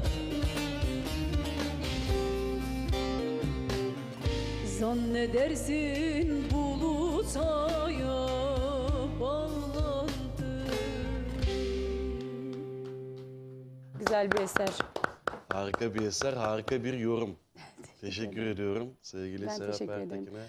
Bugün güzel Teşekkür oldu be. ederiz. Çok Ne güzel güzel oldu. mihman oldu İyi türkülerle. ki geldiniz. Vallahi Ya ben maşallah. iyi ki Belki de gelmişim iyi ki diyorum. geldiniz. Allah nazardan korusun. Teşekkür ederim, sağ olun. Saz ekibimize de teşekkür ediyorum. Çok- Silah arkadaşlarım. Çok iyiler, çok Bugün sağ olsunlar. başka bir performans, başka bir güzelsiniz. Valla harikasınız. Elinize, emeğinize, Gerçekten nefesinize, çok iyiler. yüreğinize sağlık. Sevgili Devlet, sevgili Resul, Aydın abi. Evet. Sizlerin mihman oldu. Sizlerin gönülden düşen teller. Teşekkür ediyorum. Cansın. Kesinlikle. Allah razı Elinize olsun. sağlık. Sağ olasın. Evet, bu programı sizlerle buluşturan sponsorlarıma teşekkür etmek istiyorum huzurlarınızda. Demirhan Madencilik, sevgili Oktay Bakırhan ve Ergün Bakırhan'a teşekkür ediyorum. Dijital Jeans, markanız Dijital Jeans ise gözler hep üzerinizde. Ali İhsan Aydın abime teşekkür ediyorum. Lider Aydınlatma Murat Taşkın, aydınlatmada lider marka Murat Taşkın'a teşekkür ediyorum. Diş dediğimiz zaman akla ilk gelen markadır. Aluç Dent, Muammer Uncuoğlu abimize de teşekkür ediyoruz. Hatırı sayılır katkılar için. Bayan giyimde Özmüne Giyim gerçekten bu işin duayeni diyebiliriz. Özmüne Giyim'e, Volkan Karabul kardeşime teşekkür ediyorum. Konfeksiyon makinelerinde akla gelen ilk marka Aktaş Makine'ye teşekkürler. Emrah Duymaç kardeşime selam olsun. Başarı Lojistik, Yunus Selahattin İsmail Gödek abilerime teşekkür ediyorum. Dünyayı taşıyoruz sloganıyla bu sektörün lideridir. Başarı Lojistik'e teşekkürler. Hasoğlu Ahşap Ürünleri, ahşap dediğimiz zaman siz hayal ediyorsunuz. İbrahim Hasoğlu gerçekleştiriyor. Selam olsun. ARG aksesuar, kauçuk etiket, deri etiket, metal aksesuar ve lazer kesimde gerçekten vazgeçilmeyen marka. Recep Geci'ye teşekkür ediyorum. İçinizi ısıtan marka Rapper Men's Wear, erkek kaban ve palto. Teşekkür ediyorum Serkan Alatçı abime ve İlker Kütü'ye. Radyo 2'nin ayrımsız türkülerin doğru adresi hafta içi her gün 13-16 saatler arasında yayındayım. Beklerim müsait olanları. YouTube, Facebook ve Instagram'da da Ekin Türk TV ve Ekin TV resmi adreslerinden bizleri takip edebilirsiniz kıymetli dostlar. Şimdi gelen mesajları da hızlı bir şekilde okumak istiyorum. Sonrasında finale geleceğiz. İyi akşamlar, Sen Sivas Seyret türküsünü rica ediyoruz. İstanbul Silivri'den Hamiyet, sıradaki türkü çocuklarım Hamza Yusuf, Melisa ve Hilal için gelsin demiş. İyi yayınlar, sayın hocama selam olsun. Alucra'dan Ahmet Karslıoğlu, sıradaki türkü Günü Güzel köyüne armağan olsun demişler. Selam olsun. Bizden de Bütün selam türküler olsun. armağan Size. Hayırlı akşamlar, iyi yayınlar, başarılar diliyorum. Hocama selamlar. Alucra İyidecik köyünden Sebahattin Metinyurt göndermiş. Aleykümselam. Bizden de selam olsun efendim. Eşe dosta Selam. çok sevgiler sunuyoruz, saygılar sunuyoruz. Değerli kardeşlerimiz. Gaziantep'ten çok selamlarını iletmişler. Bizden de selam olsun. Oğlum Can'a armağan olsun sıradaki güzel türküler demişler. Alucra Konaklı köyünden İzzet Yıldırım. Ekin TV çalışanlarına selamlar. Ben yanarım yavrum sana türküsünü çalarsanız çok sevinirim demişler. Evimizin neşesi Aytaç kardeşim. Şehitlerimiz olduğundan dolayı çok üzgünüz. Sultanbeyli'nden Mustafa Paçacı göndermiş. Çok teşekkür ediyoruz kendisine. Fatma Karslıoğlu, dayımın oğlu Sebahattin hocama hayırlı ve başarılı bir ömür diliyorum. Saygılar, selamlar demişler Teşekkür hocamız. ediyorum. Allah razı olsun ondan da. Halama da çok selamlar ayrıca. Selamlar olsun. Selamlar. Bizden de. Hayırlı akşamlar, iyi yayınlar diliyorum. Perşembe günü inşallah kutsal topraklara yolculuk var. Dua eder, dua beklerim. Ben İstanbul'dan Tufan, hayırlı akşamlar demişler. Efendim Allah kabul etsin inşallah. Biz de dualarımızda yer alırsak ziyadesiyle mutlu oluruz. Evet, biz de araya Değil sıkıştırın mi? lütfen. Güle güle gidip gelmek nasip olsun. Serap'ın dediği gibi bizi de araya sıkıştırırsanız mutlu oluruz efendim. Sağ olun. Evet, iyi akşamlar Aytaç Bey. Konuklarınız Serap Hanım'a ve değerli hocam Sebahattin Bey'e çalışmalarında başarılar diliyorum. Hepinizi saygıyla selamlıyorum. Alucra Dere Çiftlik Köyü muhtarı Alim muhtarımız. Alim kardeşimiz benim ayrıca hastamdır da çok severiz. Selam olsun. Bu yaz gidemedik doğru düzgün yanına. Bir ikramları da olacaktı. İnşallah önümüzdeki yaz yaparız hayırlısıyla. İnşallah hocam. Selam olsun Muhtarımıza ona da. sevgiler, selamlar. Merhabalar, iyi yayınlar. Ben Konya'dan Bilal. Ekip arkadaşlarımla sizi dinliyoruz. Selamlar demiş. Aytaç Bey selamlar. Şehri Kaban için Sen Sivas Seyret okursanız sevinirim. Sayın Sebahattin Destek hocama Alucra'dan selam olsun demiş. Bahattin Yakupoğlu. Aleykümselam. Çok Güzel de selam olsun kendisine. çok emeği vardır üstümüzde. Allah ondan razı olsun. Ailesine de saygılar, sevgiler Bahattin diyorum. Yakupoğlu'na, tüm Yakupoğlu ailesine sevgiler, selamlar. Allah İyi akşamlar Erzincan Tercan, Çadırkaya kasabasından Yüksel Alkan. Irak'ta olan Bordo Bereli yeğenim Ercan Alkan'a bir asker türküsü söylerseniz seviniriz. Sevgili Serap okudu. Sizlere gelsin. Askerimize Ona da, ve tüm evet. askerlerimize de armağan etmiş olalım. Hayırlı akşamlar. Ramazan ve Süleyman için sıradaki türküyü çalar mısınız Aytaç Bey? Günü Güzel Köyü'nden Sebahattin hocama saygılar demişler. teşekkür ederiz. Allah razı olsun. Ona da saygılar, sevgiler diyorum. Bizden de Günü Güzel Köyü'ne selam olsun. Artık programın sonuna geldik. En sevmediğim bölüm bu bölüm aslında. Niye? Çünkü öyle güzel, öyle keyifli bir sohbet ki bugün birlikteliğimiz. Tadına doyamadık. Son 4 dakikamız. Değil mi? Evet. Hızlı bir şekilde o zaman final yapacağız. Hocam son bir sorum olacak. Özetle de geçersek. Çünkü vaktimiz de kısıtlı. Hı hı.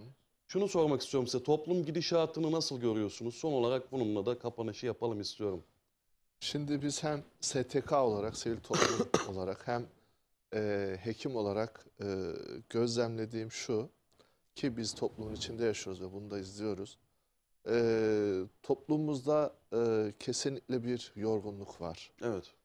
Hem az önceki dediğim gibi bedenen hem zihnen hem ekonomik olarak hem ruhsal olarak bunu aşmanın yollarını ve umudu yeşertmenin yollarını toplumumuz için ihtiyaç olan asli unsurları işte tarım gibi, eğitim gibi, sağlık gibi ve kurumların işleyişi gibi, adalet gibi onları daha iyi hale getirme noktasında büyüklerimizin bu noktada daha hızlı ve daha etkin şekilde çalışmaları noktasında çalışmalarını, gayretlerini artırmaları gerektiğini görüyorum. Zaten Evet. yapıyorlardır da. Biz de STK olarak topluma daha fazla işbirliği yapma, daha fazla güç verme, daha fazla dayanışmayı sağlama açısından gayretlerimizi ve birbirimizle olan dayanışmayı artırmamız gerektiğini görüyorum. Toplumumuz yoruldu gerçekten. Gerek korona olarak, gerek savaş olarak. Hem dinen de yoruldu, hem ruhen de, fikren de yoruldu. Evet. Ama bunu aşmamız noktasında umutlarımızı korumalıyız. Birlik beraberliğimizi artırarak, birbirimize samimiyeti ve birbirimize anlayışı, birbirimize bağlanmayı daha da artırarak, gerekli noktalarda gerekli enerjilerimizi artırarak bunu Evet. aşmamız gerektiğini görüyorum. Biz de GİSAT olarak, hekim olarak, bir STK olarak bu noktada elimizden geleni yapmaya devam edeceğiz. Gerekli olan desteği vermeye devam edeceğiz. Fakat devlet büyüklerimizden de bu noktada daha büyük bir çaba, daha büyük bir gayret bekliyoruz. İnşallah hayırlısıyla da bunu göstereceklerine inanıyoruz. Hocam çok teşekkür ederim. GİSAT oluşumunuz ve varlığınız daim olsun diyerek Teşekkür bugünü ediyorum. Çok noktalamak çok sağ olun istiyorum. diyorum. İyi ki geldiniz. Ayaklarınıza sağlık. Şeref verdiniz. Bu değerli program noktasında kardeşim özellikle de Aytaç sana ve Serap Hanım'a ve kıymetli orkestraya hakikaten çok güzel, çok gönüldaş bir ortam oldu. Teşekkür ederim. Son hocam. sözlerimi Kuzey Irak'ta daha önceden de şimdiden de şehit olup ruhunu bu memleketimiz için, bizlerin daha iyi şartlarda yaşaması için canını hiç de esirgemeden veren şehitlerimize, onları bu noktada bize bu görevlere yollayan ailelerine, sevenlerine başsağlığı diliyoruz. Ayrıyeten dünyada bakıyoruz her yerde ölüm var, zulüm var. Hepsi de hemen hemen İslam ülkelerinde, gerek Suriye'de, gerek Filistin'de, gerek Irak'ta, gerek Yemen'de Allah dünya Müslümanlarına birlik beraberlik şuurunu, birlikte hareket etme şuurunu, dayanışma şuurunu versin. Çünkü bunlar ancak uyanık olmakla, ancak birlik beraberlikle, ancak samimiyetle, ancak hoşgörüyle aşılabilir. Ölenlerin hepsine rahmet ve sevenlerin hepsine başsağlığı diliyoruz.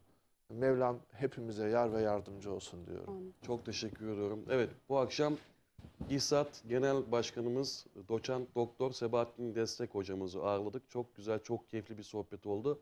Kendisine teşekkür ediyorum ve bu akşam bize gerçekten inanılmaz bir müzik ziyafeti sunan sevgili Serap Ertekin'e de huzurlarınıza çok teşekkür ediyorum. Ben teşekkür Serap, ederim. son sözlerin varsa senden de son sözlerini dinlemek istiyoruz. Sağ olasın. Ama virgül koyuyoruz. Nokta değil. İnşallah finali yapmadan yine ağırlamak istiyorum seni. İnşallah tabii ki. Biz Müsait olduğunda doyamadık seve seve. maşallah yani. Seve seve. Sizi de bekliyorum hocam. Allah razı olsun. Her zaman. Her zaman. Öncelikle ekranlar başında bizleri izleyen tüm dostlarıma, gönül dostlarıma çok teşekkür ederim. Okuyamadığımız eserler olursa da affolsun diyorum. Müzisyen dostlarıma, arkadaşlarıma, emektarlarıma teşekkür ederim. Hocamın güzel bilgileri, bizi Teşekkür ederim. donanımlı bilgilerine güncellediği için de çok teşekkür ederim. Sevgili Aytaç. Teşekkür ederiz. Seni zaten çok seviyorum. Bir mukabil. Yaptığın Teşekkürler. bütün her şeyde başarılısın. Çok teşekkür ederim. Canı gönülden. Bu ortamda bulunduğum için de sana çok teşekkür ederim. Ekibe çok teşekkür teşekkür ederim. ederim. Emeklerine sağlık herkesin. Biraz önce de hocamın bahsettiği gibi büyük üzüntülerimiz var. Herkese Rabbim sabır versin. Amin. Ailelerine İnşallah. sabır versin. Sevdiklerine sabır versin. Şehitlerimizin de toprağı bol olsun. Işıklar için duysun. Amin inşallah. Çok teşekkür ederim sana Ben sevgili teşekkür Serap. ederim. Ayağına, sesine, yüreğine sağlık. İyi Sağ ki olun. geldiniz, iyi ki Teşekkür varsınız ederiz diyor. biz de. Bu gece bize ayrılan sürenin sonuna gelmiş bulunuyoruz. Katkılarından dolayı Emirhan Madenciliğe ve tüm Altbant sponsorlarıma teşekkür ediyorum. Hayırlı geceler diliyorum. Hoşça kalın.